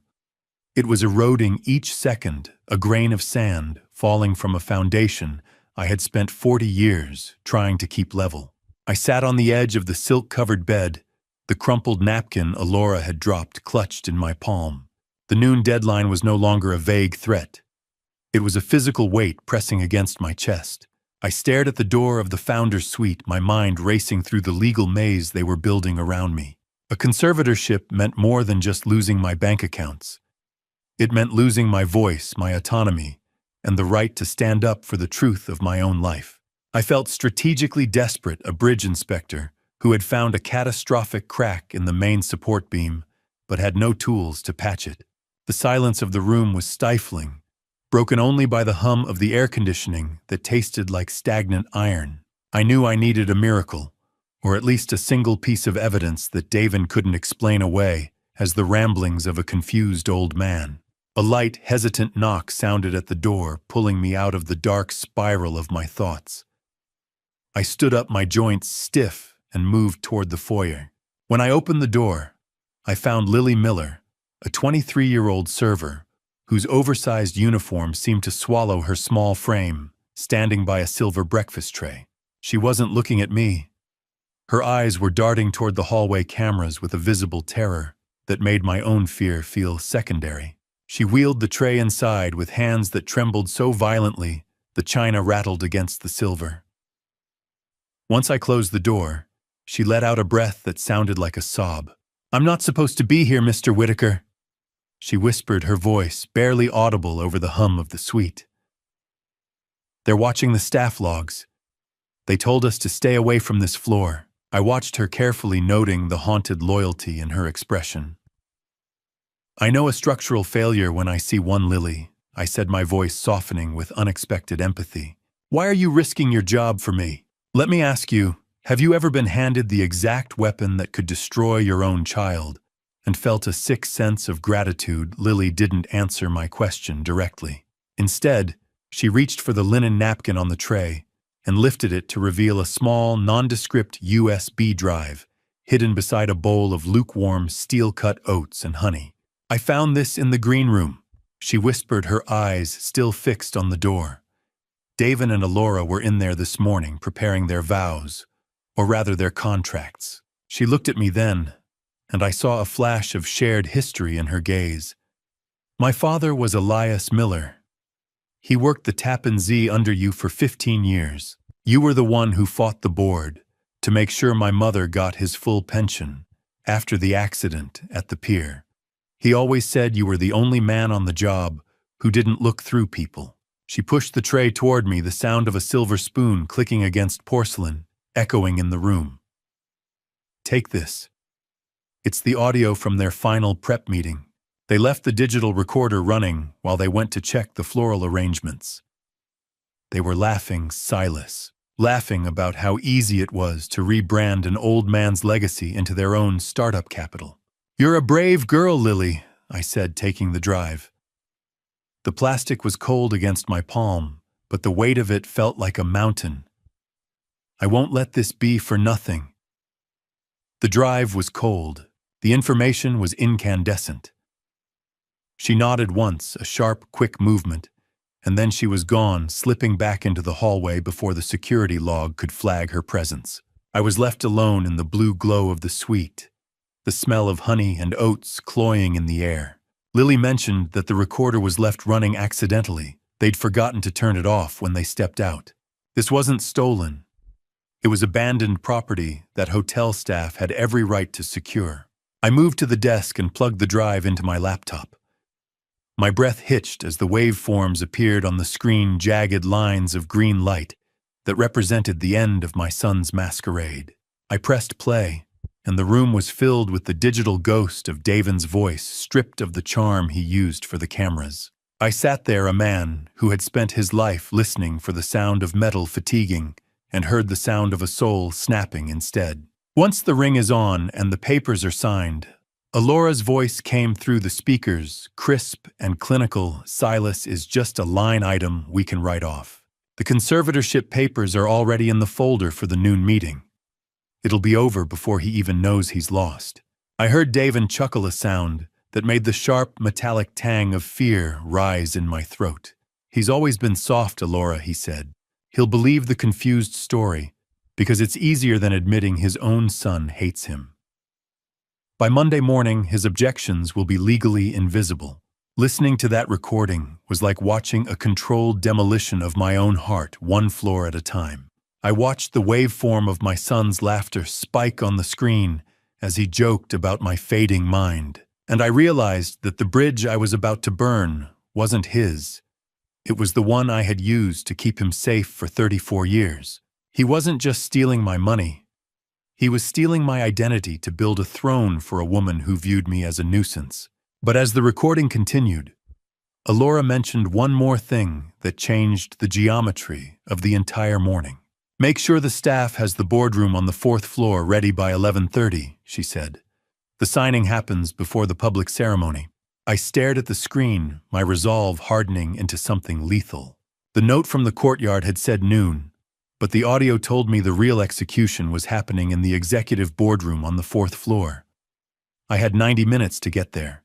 The 4th floor of the Grandview estate was silent, a heavy, expensive silence that usually precedes a major structural failure.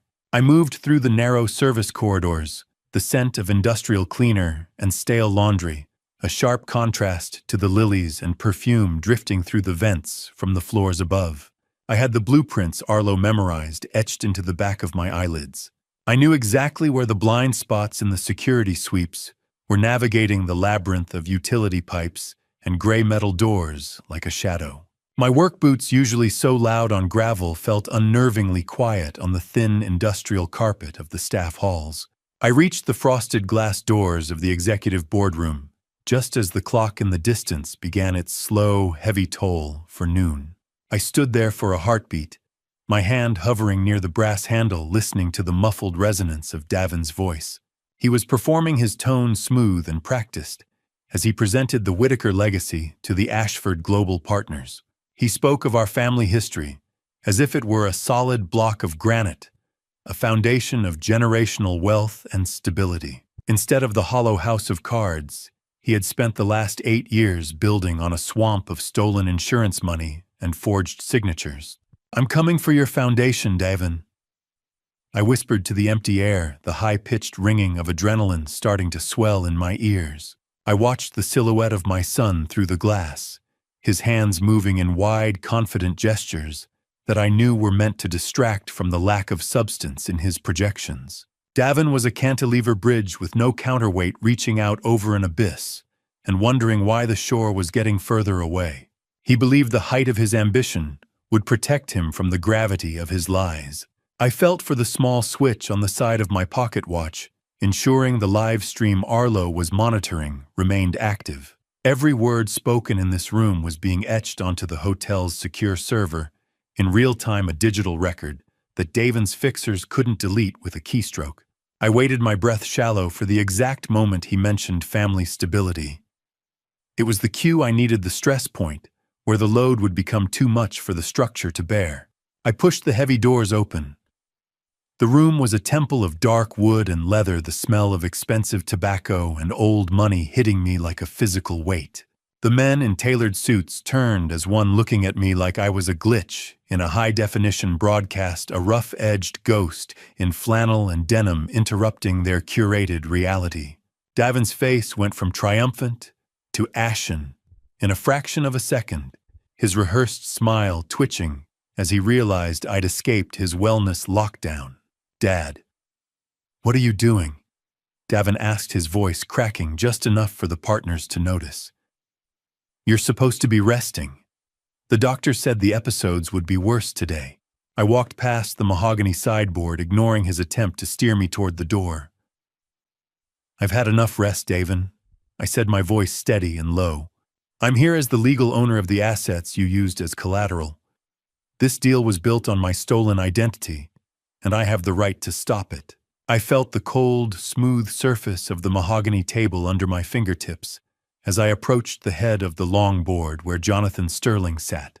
Sterling watched me with a gaze that was unreadable, his eyes tracking the manila folder I held against my chest. Have you ever walked into a room where everyone is richer than you and realized you're the only one who actually owns the truth? It is a lonely, powerful feeling.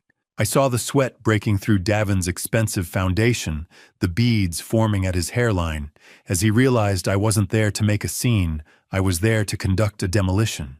Before I reveal the detail that changes everything about this merger, are you still with me? Choose blood. If you think family ties should outweigh the crime, or justice, if you believe the truth must be served regardless of the cost, and add a 5-word reason. Please note, what follows contains recreated details for narrative purposes, as the core message of justice is what matters most. If you prefer strictly factual retellings, you are free to stop the story here. I ignored my son's frantic pleading and turned my attention fully to Jonathan Sterling. Mr. Sterling, you're a man who values character. I said, the weight of the forged signatures feeling like a gavel in my hand. I suggest you look at the character Davin used to sign my name. I pulled the physical folder from my jacket and dropped it onto the mahogany table. The sound of the paper hitting the wood was sharp, like a structural beam snapping under a sudden load. I slid the evidence of the $280,000 default and the unauthorized sale of my home across the table until it rested in front of the man about to invest $12 million into a vacuum. Silas, you're confused. Davin stammered, his face a pale mask of desperation. The medication is making you paranoid. This is exactly what the doctors warned us about. He reached for the folder, but Jonathan Sterling's hand moved faster, pinning the documents to the table with a firm, silent authority. The room went silent. The mahogany table was cold. My resolve was fire. I watched as Sterling flipped through the pages, his eyes narrowing, as he compared the signatures on the debt default to the ones on the merger agreement. The silence stretched, becoming a vacuum that Davin tried to fill with more lies. But the weight of the ink on the page was undeniable. Jonathan Sterling didn't look at Davin. He looked at the forged signature on the house sale, then back at me with an expression that told me the wedding wasn't the only thing about to die in this room. He looked at me, then back at the papers, and I realized he wasn't just surprised. Sterling revealed a detail I hadn't expected. He already had a private investigator looking into Davin's shell companies, and my documents were the final piece of the puzzle he had been waiting for. The hands that grabbed my shoulders were heavy, but they couldn't pull me back until Jonathan Sterling spoke, his voice cutting through the room like a cold front hitting a heat wave. I looked back to see Sterling holding the forged house deed up to the light, his eyes narrow and clinical, ignoring Davin's frantic, high-pitched excuses. Officer Miller and another guard dragged me toward the boardroom doors, their grips tight enough to bruise my arms through my jacket. Davin is practically screaming now, a frantic animal caught in a snare, shouting about security breaches and elderly episodes and how I need to be medicated immediately. But the other investors aren't looking at Davin anymore. They are already whispering among themselves, closing their laptops with final, decisive snaps. The air in the room has turned toxic for his deal, the smell of expensive leather and old money now sour with the scent of a failing fraud. While Miller was dragging me toward the exit, I managed to slip a small secondary recording device into Jonathan Sterling's jacket pocket, a desperate, sleight-of-hand gamble to ensure I would hear the private aftermath of this explosion. I've seen enough for now, Davin Sterling says, his voice dropping to a dangerous low. Escort him back to his suite. Gently. Miller shoves me into the elevator, the heavy brass doors closing on the chaos of the 4th floor. The silence inside the mirrored box is absolute, save for the rhythmic hum of the lift and the heavy breathing of the guards. Miller stands in front of me, his shadow stretching across the polished floor. He threatens to have me arrested if I leave the founder's suite again before the wedding ceremony is over, his hand resting on his service belt in a way that is meant to intimidate. I stand straight, smoothing my jacket, and meeting his gaze in the mirrored walls. letting him see that the confused old man he was hired to bully is gone. I've spent my life inspecting bridges that were better built than your son's lies, Miller.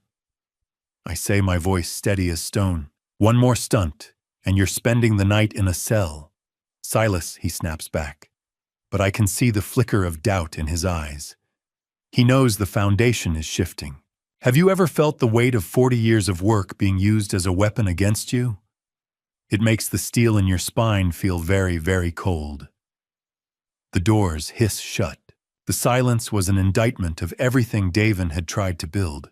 Arlo is waiting in the suite, his fingers flying across his keyboard with a frantic energy that matches the smell of his burnt coffee lingering in the air.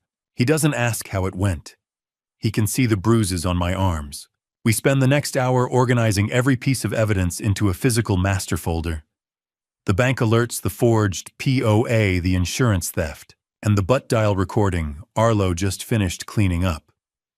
We label each lie, numbering them like structural defects on a condemned bridge. This is the kill folder, the final assessment of a structure that cannot be saved. The sharp, paper-cut sting of the manila folders is a reminder of the work that still needs to be done. We are preparing for the one public forum Davin can't escape, the altar. The seed of doubt is planted, Silas Arlo says, the blue light of his screen reflecting off his glasses. Now we just have to make it bloom in front of 500 witnesses. Every lie Davin ever told me is in this folder, I reply, feeling the cold, heavy weight of it in my lap. It's time he sees the bill. What happened next would shock everyone.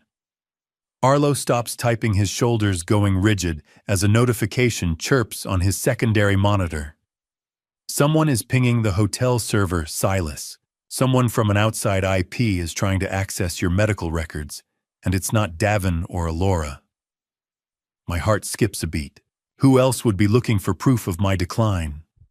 Arlo's eyes move rapidly across the code. I don't know, but they're efficient. It's like they're looking for a specific entry. The muffled sound of the wedding string quartet beginning to tune their instruments downstairs drifts through the vents, a haunting, dissonant sound that signals the beginning of the end. This folder wasn't just paper anymore. It was a demolition charge, and the ceremony was the detonator. I realize that the bridge I am about to cross is the most dangerous one yet, but for the first time in 8 years, I am the one with the blueprint. I watch Arlo work the rhythmic tapping of his keys, the only sound in the room, as the afternoon sun begins to dip lower, casting long, skeletal shadows across the silk rugs of the founder's suite. I snapped the folder shut, the sound echoing through the suite like a gunshot, and realized that for the first time in 8 years, I wasn't the one carrying the burden, I was the one about to drop it. Arlo didn't look up from his screen when the notification chirped again, but the way his shoulders went rigid told me we weren't the only ones hunting for the truth. He discovered a digital link to a mystery police report, a file that hints Jonathan Sterling might already be working against Davin from the inside. The weight of the folder in my lap feels like a gavel ready to fall. I looked at the door, knowing that the next time I walked through it, there would be no more hiding, no more wellness checks, and no more lies. I checked my pocket watch, the time for the ceremony approaching like a rising tide. The structure of my family was about to undergo a final catastrophic stress test, and I was the only one who knew which bolt to pull. I stood up the old suit I had packed, feeling like armor ready to walk into the ballroom and watch the house of cards finally collapse into the river. Arlo didn't look up from his screen when the notification chirped, but the way his shoulders went rigid told me we weren't the only ones hunting for the truth in this house of mirrors. I had just snapped the folder shut, the heavy thud of paper on marble echoing like a final judgment, when that small digital chime changed the geometry of our entire offensive. I watched my nephew's reflection in the dark window of the founder's suite. His eyes were moving at a speed that suggested he was reading lines of code I couldn't even see. "Uncle Silas," he whispered, his voice tight with a mixture of awe and terror. Someone else just pulled the trigger. He turned the laptop toward me, showing a flickering screen that detailed a preliminary fraud report filed with the Connecticut State Police. It had been submitted from a guest terminal in the hotel lobby exactly 3 hours ago. The report was encrypted, but Arlo had managed to snag the metadata. It contained specific financial data regarding the Whitaker debt and the forged power of attorney that only Dave and Alora, or a very high-level investor, could possibly know. I felt a cold prickle of realization. Jonathan Sterling didn't just walk away from that boardroom earlier. He had triggered a legal failsafe before I even presented him with the kill folder. There was a formal case number already attached to my son's name. Sterling isn't just a billionaire, I muttered, looking at the blinking cursor. He's a shark who protects his waters, and Davin just dumped blood in the pool. Arlo's fingers resumed their frantic dance across the keyboard as he dug deeper into the hotel's internal security logs. He discovered something that made my breath hitch in my throat. Jonathan Sterling had secretly authorized the hotel security to let me out of the suite for the ceremony, explicitly overriding the lockdown orders Davin had filed this morning. I wasn't being kept here by Sterling's whim. I was being staged. He wanted me at that ceremony as much as I wanted to be there. Have you ever noticed that the loudest sound a building makes is the one right before the first support beam snaps? It's a groan of overstressed metal that signals the end of the structure's life. I felt that groan in my own bones now. My phone, sitting on the marble tabletop like a live grenade, suddenly screamed. Davin's name flashed in bright, aggressive red. I answered it, and the voice on the other end was no longer the polished, confident CEO I'd seen in the corridor. It was a cornered animal, panting and frantic. "What did you tell him?" Silas Davin shrieked, the sound distorted by the phone's speaker. "You've just burned $12 million and your own son's future. Jonathan has frozen the joint escrow accounts. If you don't fix this in the next hour, I'll ensure you never see the outside of a psychiatric ward." My hand was steady as I held the device. "I didn't burn it, Davin," I said, my voice like grinding gravel. "You built it out of dry straw and expected me to provide the shade. He wasn't my son anymore. He was a debt collector for a life he never earned." As he continued to screech threats about conservatorship and legal ruin, I realized his panic wasn't just about the merger failing. Arlo flagged a secondary document on the screen. Davin had already used Alora's family credit to take out a secondary high-interest loan to cover his earlier defaults. If the Sterling merger didn't close by 3 o'clock, he wasn't just losing a business deal. He was facing total, immediate bankruptcy and a very real possibility of a prison cell for predatory fraud. He had doubled down on a losing hand, and he was trying to use my silence as his final chip. I hung up on him mid-sentence, feeling a strange, hollow peace settle over me. I walked over to my duffel bag and pulled out my old inspection suit, the one I wore to every bridge opening for 40 years. It still smelled of mothballs and cedar, the scent of a long, honest career. I pulled on the jacket, the fabric heavy and grounding, and reached for the small piece of silver I had kept in the inner pocket. It was my state inspector's service pin. I pinned it to my lapel, the sharp, metallic click echoing in the quiet room. It represented a life where the truth was the only thing that kept the traffic moving. Arlo watched me, and for the first time today, the fear in his eyes was replaced by a grim, familial pride. "You look like the man who taught me how to read a blueprint, Silas," he said softly. "I wasn't just putting on a suit. I was putting on my armor for the last bridge I'd ever have to condemn." I looked at myself in the gilded mirror, the silver pin catching the afternoon sun cutting through the suite windows. I didn't see an embarrassing old man or a confused retiree. I saw an inspector who had finally found the bodies under the bridge. "The bridge is condemned, Arlo," I told him, checking the kill folder one last time. "I'm just here to clear the traffic before the collapse." I could feel the cold, dry texture of the manila folder under my arm, the weight of it feeling like a gavel. Every lie Davin ever told, every forged signature, and every stolen dollar was inside that folder, organized with the same meticulous care I had once used to document rusted trusses and failing rivets. I checked my pocket watch. It was 2:30. The processional would be starting soon in the Crystal Terrace Hall. I looked at Arlo, who was finishing the upload of the boardroom audio to a secure cloud drive. "If we're going to do this, we do it in front of everyone," I said. He nodded, his face setting into a mask of resolution that mirrored my own. I checked the kill folder one last time, the silver pin on my lapel catching the afternoon sun like a sniper's glint, and I knew that when I walked into that hall, I wouldn't just be an uninvited guest, I'd be the witness for the prosecution. The file was only 40 seconds long, but it contained enough poison to kill the Whitaker name forever, and hearing it again made the silver pin on my lapel feel like a lead weight against my heart. I stood in the center of the founder's suite, the heavy silence of the room amplifying the static hiss of the digital recording. Arlo stood by the desk, his hands hovering over his laptop, his face a mask of grim anticipation. I pressed play on the digital recording from June 2025, a voicemail that had been born from the arrogance of a man who thought he had already won. It was a butt dial Davin had made while intoxicated at a celebratory dinner, his voice thick with expensive bourbon and the casual cruelty that had become his second skin.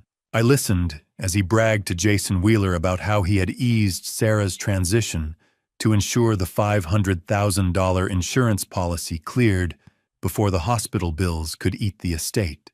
The recording wasn't an accident. I realized now that Timothy had installed a remote trigger recording app on Davin's phone months before his own death, suspecting Davin was up to no good and hoping to catch a confession. "She was going anyway," Jay Davin's voice slurred through the speaker, the sound of a clinking glass audible in the background. I just gave the clock a little push, adjusted the dosage. $500,000 is a lot of breathing room. The casual way he described adjusting her morphine dosage turned my grief into a cold, murderous clarity. He didn't just steal her money. Arlo. I whispered, the air in the room suddenly feeling too thin to breathe. He stole her time. The recording hissed. The truth burned. I closed the laptop, the snap of the lid sounding like a gunshot in the plush suite. Every minute Sarah had left was a gift I would have traded 40 years of work for, and Davin had treated those minutes like a budgetary inconvenience. I checked the silver watch on my wrist, the recording device inside it, still humming, catching every breath of my resolve. I picked up the manila kill folder, the weight of the paper feeling like a weapon I was finally ready to discharge. I walked toward the door, my work boots striking the marble foyer with a rhythmic finality. I was done with shadows and whispers. I was going to the altar to show the world the exact geometry of my son's collapse. I exited the suite and found Davin waiting by the elevators. He was dressed in a pristine tuxedo, the silk lapels catching the corridor light, but his eyes were bloodshot and wild, darting toward the hallway cameras. He blocked my path, his shadow stretching across the gold-patterned carpet like a dark stain I could no longer ignore. He looked at my suit, at the silver inspector's pin on my lapel, and his expression shifted from panic to a frantic, desperate pity. "You're not going down there."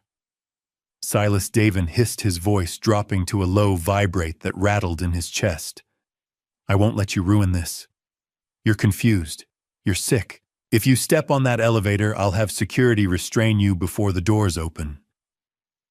I stood my ground, my posture as straight as a steel truss. "You ruined this years ago, Davin." I replied, my voice devoid of the warmth I had spent 30 years cultivating for him.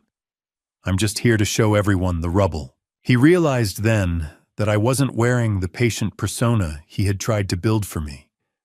I was the man who used to decide which bridges were safe to cross, and I had just condemned him. How do you put a price on the last sunset your wife never got to see? I watched him struggle for air, his confidence evaporating like mist under a heat lamp. He was a cantilever bridge with no counterweight reaching out over an abyss, and wondering why the shore was getting further away. Davin reached into the inner pocket of his tuxedo and pulled out a heavy cream envelope. He held it out to me, his hands trembling so violently that the paper rattled. "It's $50,000, Dad," he pleaded, his voice cracking. "Cash. Right now." Just walk to the parking lot. There's a black car waiting near the fountain. It'll take you wherever you want to go. I'll have Alora's father set you up in a luxury facility in Florida. You'll have everything you need." He tried to shove the envelope into my hands, the green ink of his desperation practically visible through the thick paper. He was offering me a lifeboat made of the same salt that was currently drowning him. I looked at the money, then at the son I raised, and I realized the cash was just more scrap metal from the life he had dismantled. I didn't reach for it. I didn't even blink. I let him see the bottomless disgust in my eyes. "50 grand, Dad," he whispered, leaning in until I could smell the fierce sweat cutting through his expensive cologne. "Please. Just for today. I'll see you at the altar, Davin," I said, stepping around him. "Make sure your vows are worth the price." He patted my shoulder. It felt like a snake's tongue. As I walked away from the bribe, leaving him standing by the mirrored elevator doors, I realized I wasn't alone in the corridor. Jason Wheeler, Davin's fixer, and the man who had notarized the forged documents, was watching from the shadows of a recessed doorway. Jason didn't look like a conspirator anymore.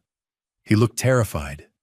He wasn't afraid of me. He was staring at Davin with an expression that suggested he realized the bridge they were standing on was about to undergo a catastrophic failure, and he didn't have a harness. I didn't stop to talk. I headed toward the grand staircase, the first notes of the pipe organ processional beginning to reverberate through the hotel's floorboards like a distant thunderstorm.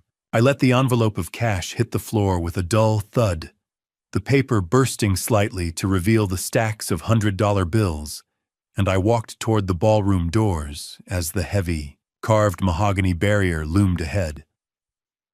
I wasn't just a guest anymore. I was the witness for the prosecution, and the trial was about to begin in front of 500 people. The ballroom doors were 10 feet of carved mahogany, a final barrier between a multi-million-dollar lie and the light of day, and I didn't knock. I dismantled the silence with the weight of the truth. I let the envelope of cash hit the floor with a dull thud, the paper bursting slightly to reveal the green ink of my son's desperation. And I walked toward those doors as the first notes of the processional began to play. The music was heavy with simulated grandeur, a regal organ melody that filled the hallway and made the very floorboards vibrate beneath my boots. I pushed. The doors gave way with a groan of heavy hinges swinging open to reveal the Crystal Terrace Hall in all its sickening gilded glory. 500 guests in silk and wool turned as one, a sea of startled faces that blurred into a single collective gasp. I walked down the center aisle, my work boots striking the silk runner with a rhythmic thud that drowns out the string quartet. I didn't look at the crystal chandeliers or the thousands of dollars in white lilies. I looked straight at the altar. At the front of the room, Davin looked like he'd seen a ghost. His face went beyond ashen. It turned a translucent, sickly gray. His hand trembled so violently, he almost dropped the ring he was trying to slide onto Alora's finger. Alora stood frozen, her veil catching the light like a spiderweb, her expensive smile finally shattered. I reached the front row and stopped directly in front of Jonathan Sterling. "Stop the ceremony," I said. My voice wasn't loud, but it carried the authority of a man who had spent 40 years condemning structures that weren't fit to stand. "Dad, please, get him out of here." "Security!" Davin shouted, but his voice lacked its usual polish. It was the high-pitched squeal of a failing rivet. Have you ever stood in a room of 500 people and realized you're the only one who isn't wearing a costume? I felt the weight of every eye in the room, but I felt no shame. I only felt the cold, hard clarity of a job that needed to be finished. The officiant reached the moment of objection, the silence in the hall becoming a physical pressure. I didn't just speak. I reached into my jacket and handed the kill folder directly to Jonathan Sterling. I announced to the entire room that the man at the altar is a fraud who sold my home, stole his mother's insurance, and forged my name on a $250,000 debt, I declared. Davin tried to physically lung at me, his tuxedo jacket bunching at the shoulders as he bared his teeth, but Arlo appeared from the side entrance with the hotel security team. They weren't moving toward me. They were moving toward the altar, acting now on the explicit authority Sterling had granted. "He told you I was confused, Jonathan," I said, looking the billionaire in the eye. "Take a look at the signatures in that folder and tell me who the confused one is." The music died. The truth screamed. Sterling didn't hesitate. He flipped the folder open, his eyes scanning the forged power of attorney with a grim, surgical focus. Then the sound system hummed. Arlo had reached the booth. The butt dial recording began to blast through the ballroom's high-end speaker system, the audio so clear it felt like Davin was standing in the center of the room, drunk and bragging. His voice, thick with bourbon and casual cruelty, echoed off the crystal chandeliers as he talked about giving the clock a push on Sarah's life to cash the policy. The collective gasp from 500 people sounded like a dam breaking a visceral wave of horror that made the air in the room turn cold. I watched Alora Sterling step away from Davin as if he were made of plague. She didn't look like a bride anymore. She looked like a survivor. She reached into her bouquet and pulled out a folded document, a prenuptial exit clause she had prepared in secret. She handed it to Davin right there at the altar, a total disavowal of his debts and his name, before a single word of the vows could be exchanged. The audio wasn't just sound. It was a wrecking ball hitting the center support of Davin's life. "You killed her. You actually killed her." "For the money," she whispered, her voice carrying through the silent hall. "It's a fake. It's an AI deep fake. Jonathan, don't listen." Davin screamed, his eyes darting toward the exits, but there was nowhere left for him to run. Two detectives from the Connecticut State Police, who had been waiting in the wings per Arlo's tip, stepped onto the altar. The metallic click of the handcuffs was the loudest sound I had ever heard. "Davin Whitaker, you're under arrest for felony fraud and suspicious death investigation," the lead detective said, his voice a flat, professional monotone. Jonathan Sterling stood up, his presence towering over the ruins of the ceremony. He turned to the Ashford Global Partners and publicly declared the merger dead. Then he looked at me. "I'm sorry, Mr. Whitaker," he said, his voice heavy with a new kind of respect. "I was sold a lie, but I'm looking at the truth now. Look at him. The golden boy tarnished by the very heir he thought he owned." I didn't feel like a winner. I felt like an inspector who had finally found the bodies under the bridge. As the detectives shoved Davin through the carved mahogany doors, he turned back. He didn't look at me. He looked at Alora, and a jagged, terrifying smile split his face. "You think you're clean?" he hissed, his voice echoing one last time. She was the one who suggested the morphine idea. Silas asked her whose idea it was to give the clock a push. The accusation hung in the air like a poisonous mist. Alora's face didn't change, but her eyes went dark, a shutter closing over a secret. The taste of salt and copper filled my mouth as I realized the rot didn't stop with my son. I stood there as the wedding guests remained in stunned silence, the lilies smelling like a funeral, and the lights of the chandeliers feeling too bright to bear. As the detectives shoved Davin through the doors, he turned back and looked at Alora with a smile that made my blood run colder than the winter river, because he wasn't going down alone. I looked at the folder in Sterling's hand and knew the reconstruction was only just beginning. The silence that followed the collapse of the wedding was louder than the music had ever been, a hollow ringing in my ears that told me the structural failure of my family was finally total. I sat with Arlo in the quiet, dim riverside cafe of the hotel, my hands wrapped around a cup of black coffee that had gone stone cold. Outside the tall glass windows, the evening sun was dipping behind the jagged line of the hills, casting long, bruised shadows across the water. I felt aged not just by years, but by the sheer weight of the debris I was now forced to sort through. My son was in a cell, the Sterlings were gone, and I was left standing in the ruins of a life I thought I knew. The hushed, echoing acoustics of the nearly empty cafe made every clink of a spoon sound like a gavel. We were waiting for someone, a ghost from the hospice ward, who had reached out to Arlo the moment the news of the arrest broke. Rebecca Morrison, a 52-year-old hospice nurse with deep circles under her eyes and a voice that sounded like it had spent too many years whispering in the dark, sat down across from us with a heavy signed statement. She didn't offer a smile.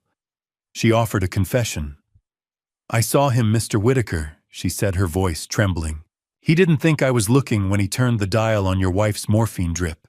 I tried to report it, but the medical group heavily funded by Davin's early investors threatened my license into silence."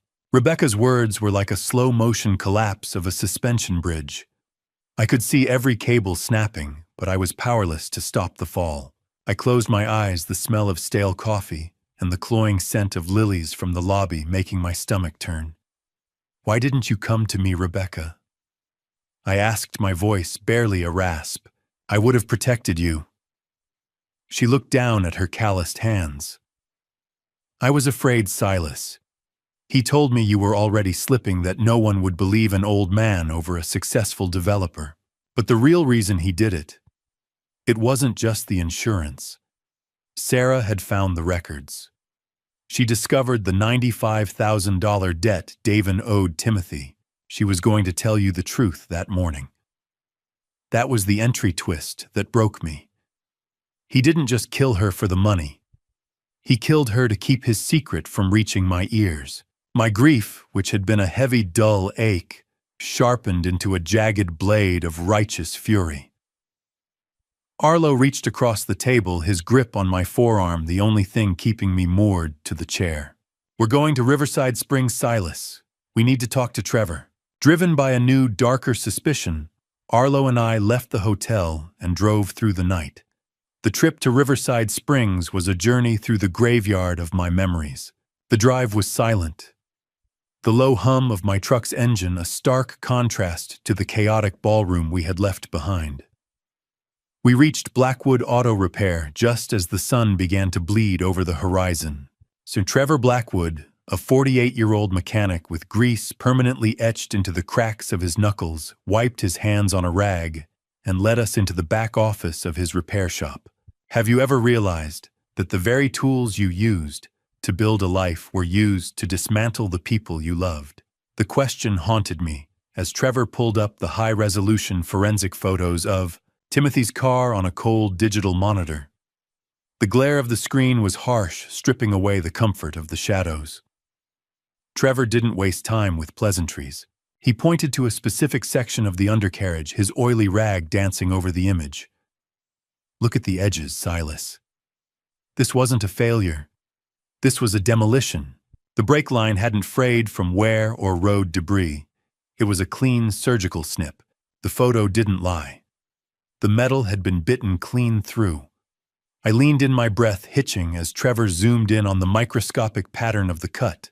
Every tool leaves a fingerprint, a fracture signature unique to the man who used it. He reminded me of a weekend in 2015, just days before the accident, when Davin had borrowed my heavy-duty mechanical wire cutters to fix a fence at the old house.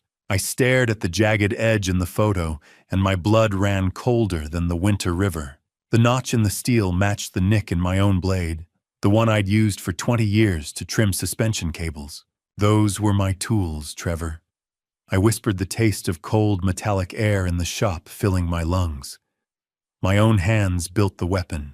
The overwhelming guilt was a physical weight, a crushing pressure that made the room spin. I had provided the means for my son to murder my brother, all while I was busy looking for cracks in the world's bridges and ignoring the rot in my own home. Trevor reached into a small steel locker behind his desk and pulled out a plastic evidence bag. He revealed he actually kept the severed brake line in a secure locker for years, waiting for someone to finally ask the right questions. He had known it was murder from the start, but without a suspect or a motive, the police had walked away. Now, seeing the connection to Davin and the $95,000 Whitaker debt, the physical proof was an indictment.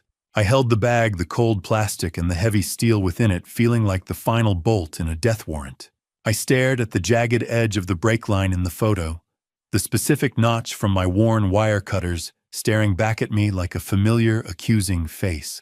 I looked at Arlo, whose face was a mask of grim determination. He didn't say a word, but he didn't have to. The bridge was gone. There was nothing left to save, only the final accounting to be settled. I straightened my suit jacket, the silver inspector's pin glinting in the harsh fluorescent light, and I knew where we had to go next. The truth had finally surfaced from the river, and it was time to make sure Davin saw every single piece of it before the door to his cell clicked shut. The fluorescent lights of the forensics lab hummed with a clinical indifference, a sharp contrast to the jagged emotional wreckage I was carrying in my pocket. I had spent my life studying how things break, but standing in that sterile room, surrounded by the steady, low-frequency hum of server racks and the smell of ozone, I realized that some fractures can never be patched. I was there to witness the final authentication of the digital evidence, the last few bolts being driven into the case against my son. Sarah Winters, a 34-year-old forensics tech with a surgical focus and eyes that had seen too many waveforms of human cruelty, adjusted her headset with a practiced, weary grace. She motioned me over to a high-definition monitor where the butt dial voicemail was laid out like a topographic map of a disaster. She showed me the visual representation of Davin's voice, pointing out the unique compression artifacts and frequency spikes that proved the file hadn't been edited or generated by artificial intelligence. The metadata confirms the transmission originated from Davin's phone at the exact coordinates of the restaurant where he was celebrating, Sarah explained, her voice as flat and precise as the lines on her screen. Voices are like fingerprints, Mr. Whitaker. Your son's cadence and pitch variance are a 97.3% match. The waveform on the screen was a heartbeat made of data, proving that even a dead woman can speak from the grave if you know how to listen to the silence. It's not just a match, Sarah, I replied, my voice sounding like gravel under a heavy load. It's a confession I wish I never heard. I watched the green line spike as Davin's recorded voice laughed about giving the clock a push. Sarah tapped a key and a sub-analysis appeared. She revealed a background sound we hadn't noticed before, a specific distorted stream of a song called Midnight Train. The unique compression signature of that stream matched the hotel's public Wi-Fi logs from that night, completely debunking Davin's earlier alibi that he had been in a dead zone on a coastal road. Every bit of data was a brick in a wall he couldn't climb over. I stood there watching the blurry, blue-hued glow of the waveforms, feeling a grim validation that tasted like ash. The technical finality of it all was a relief, but it was the kind of relief that only comes after the structure has already collapsed. Have you ever watched a man realize that his entire future has just been reduced to a single 30-second audio file? I moved from the lab to the observation room of the precinct, where the glass was cold and unyielding against my forehead. I watched through the two-way mirror as Davin met with his high-priced defense attorney. The room was small, lit by the same harsh, unforgiving white light, stripping away any last bit of the luxury Davin had tried to hide behind. The arrogance he had maintained since the wedding, the indignant protests, and the claims of a frame-up finally began to leak out of him. His attorney listened to the forensic report and reviewed the photos Trevor had provided of the cut brake lines, and I saw the moment the foundation finally gave way. Davin turned gray, a shaking terror taking hold of his hands, as his lawyer whispered that reasonable doubt had left the building. He looked toward the mirror, his eyes wild and pleading, though he couldn't see me. "He's my father," I heard him whisper through the speaker system. "He wouldn't actually send me to prison." I didn't move. I didn't blink. I just watched the son I had raised realize that the truth doesn't care about bloodlines. The pen scratched against the paper. The sound of a life ending. The district attorney's representative entered the room with a stack of legal parchment that looked like a death warrant. The offer was final 15 years for second-degree murder. In Sarah's case, the deliberate morphine adjustment constituted intentional killing for financial gain, plus multiple counts of felony fraud and identity theft, with the investigation into Timothy's death remaining open and likely to add vehicular homicide charges. I watched Davin pick up the ballpoint pen, the same hand that had forged my name on a $250,000 debt, and prepare to sign away his freedom. I felt a hollow grief, a satisfaction that was tempered by the memory of the boy who used to help me weld in the garage. "Sign it, Davin," I whispered to the glass. "It's the first honest thing you've done in a decade." He hesitated, his knuckles white, before scrawling his name across the bottom of the plea deal. "I did it for us," he muttered to the empty room, still trying to build a bridge out of lies. "I did it to make the Whitaker name mean something." He didn't understand that a name only means something if it's anchored in the truth. As Davin finished signing, he slumped back in the metal chair, his spirit seemingly leaving his body. But then he leaned forward, his voice a low hiss that the microphone barely caught. He mentioned that Alora was the one who had encouraged him to use the wire cutters from my mechanical kit, suggesting she was the true mastermind behind what happened to Timothy. It was the exit twist I had been expecting, the final betrayal in a life built on them. The detectives had already interviewed Jason Wheeler, Davin's notary and fixer. Faced with forensic evidence of his forged stamps and the threat of a 20-year sentence for conspiracy, Jason had flipped within hours. His testimony detailed every fraudulent document he'd notarized, every fake medical alert he'd signed. The State Bar Association had already begun proceedings to revoke his license permanently. I turned away from the glass as the detectives led my son out the back door, the scratchy sound of the pen still echoing in my mind. For the first time in 8 years, the air in my lungs didn't taste like ash. The weight on my chest hadn't vanished, but it had shifted, becoming something I could finally carry. I walked out of the precinct into the cool Monday afternoon air, the sun hanging low over the horizon. The case was closed, the signatures were dry, and the Whitaker legacy was in ruins. But I still had one more bridge to cross before I could find the shore. I needed to go back to the river one last time. I felt for the notebook in my pocket, ready for the final entry. The river in January is a sheet of slate gray, moving with a silent, heavy purpose that reminds me how much weight a single life can carry before it finally reaches the sea. The months that followed the trial were a blur of legal recovery and quiet mornings, a slow reconstruction of a life that had been stripped to the girders.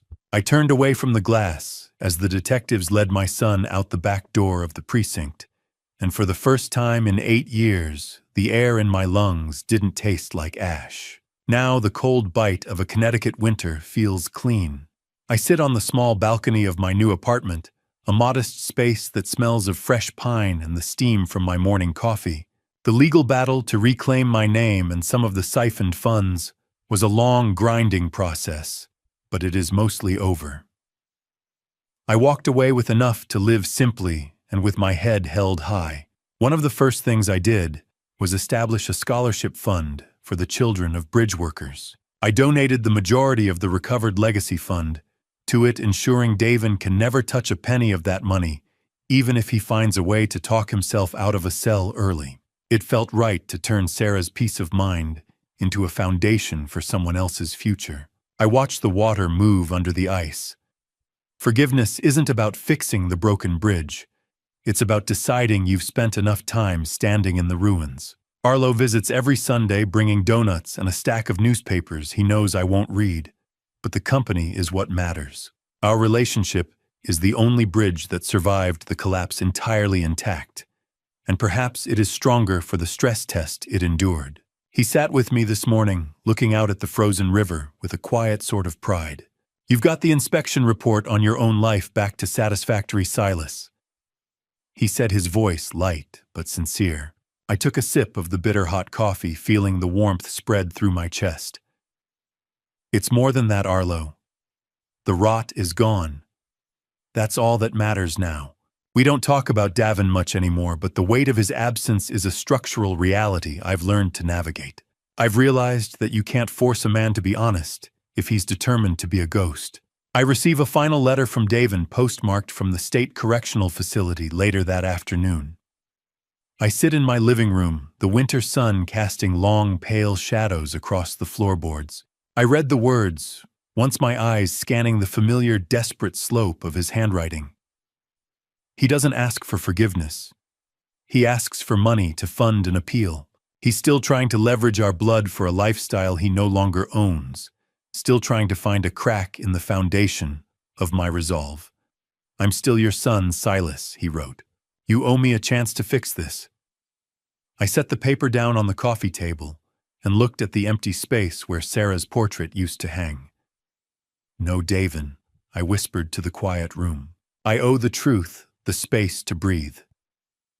If you're listening to this and you've ever felt small, remember the smallest bolt is often the only thing keeping the whole world from falling into the river.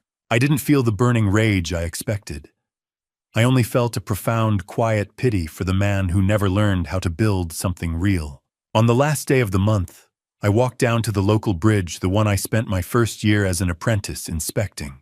The smell of crisp winter air and river silt is familiar, a comfort that anchors me to the present. I run my hand over the cold, gritty texture of the bridge railing, feeling the deep vibration of the cars passing above. It's a rhythmic, healthy sound. I open my old inspection notebook, the leather cover worn smooth by 40 years of use. I turn to the last blank page past the sketches of rusted trusses and the notes on failing rivets, and I find a clean space. I write a single sentence that summarizes every bridge I've ever crossed and every lie I've ever lived through. I am still here. And for the first time, Sarah, the structure is sound. The book closed. The weight lifted. I felt the sharp, metallic snap of the notebook's elastic band, a final punctuation mark on a long, heavy career. My work here is finally done. I stood at the edge of the water, the gray mist of the river cooling my face, and for the first time in my life, I didn't see a structure that needed fixing, I just saw the horizon. I looked down at the small clay pot I had brought from the old house on Maple Drive, the only piece of the garden I managed to save. Poking through the dark, frozen soil was a single purple petal, a small flower Sarah had planted years ago. It was blooming against the gray winter backdrop, a sign that while the house was sold and the walls were gone, the life we built is still growing in the cracks. I took a deep breath of the freezing air, the taste of it sharp and clear in my lungs. I reached into my pocket and felt the silver inspector's pin, but I didn't need to wear it anymore. The truth was no longer a burden I had to carry. It was the ground I was standing on. I turned away from the railing and started the walk back to my new home, leaving the notebook on the bench for the river to claim. I didn't look back. There were no more cracks to find, no more lies to measure. Just the steady, heavy purpose of the water and the light of a new year reflecting off the ice. I've spent a lifetime inspecting bridges, but I failed to inspect my own home. I ignored the small cracks, excused the warning signs, and trusted love to hold what discipline should have questioned. If you take anything from my family story, let it be this: don't protect a lie just because it wears a familiar face. Boundaries are not betrayal. They are survival. In many grandpa stories, the old man learns too late. I was almost one of them. I believed sacrifice would be remembered, that silence would preserve peace. It didn't. It only gave room for deception to grow. This family story taught me that respect must be mutual, not inherited. And while I lost much, I kept something greater. My voice, my dignity, and my faith that God sees what people try to bury. So here's my advice. Ask harder questions, read what you sign, and never hand over your name without understanding the cost. Not all grandpa stories end in regret, some end in awakening. Let this family story be one of them. Thank you for staying with me to the end of this journey. I'd like to hear your thoughts. What would you do if you were in Silas's position, facing a son who erased you to protect his image? Share your perspective below. If this story resonated with you, consider subscribing for more. A gentle note: while inspired by complex family dynamics and financial deception cases, some elements have been dramatized for storytelling. 이게 기본적인 비율이 딸기 절반 설탕이 딱 이만큼. 천맨 이 영상 꼭 못 보게 해라. 천사 오빠 보지마. 여기서 좀 달달한 거 좋아한다 하면은 딸기랑 설탕이 1대1이라 그랬어. 한마디로 설탕을 좀 더 넣겠습니다.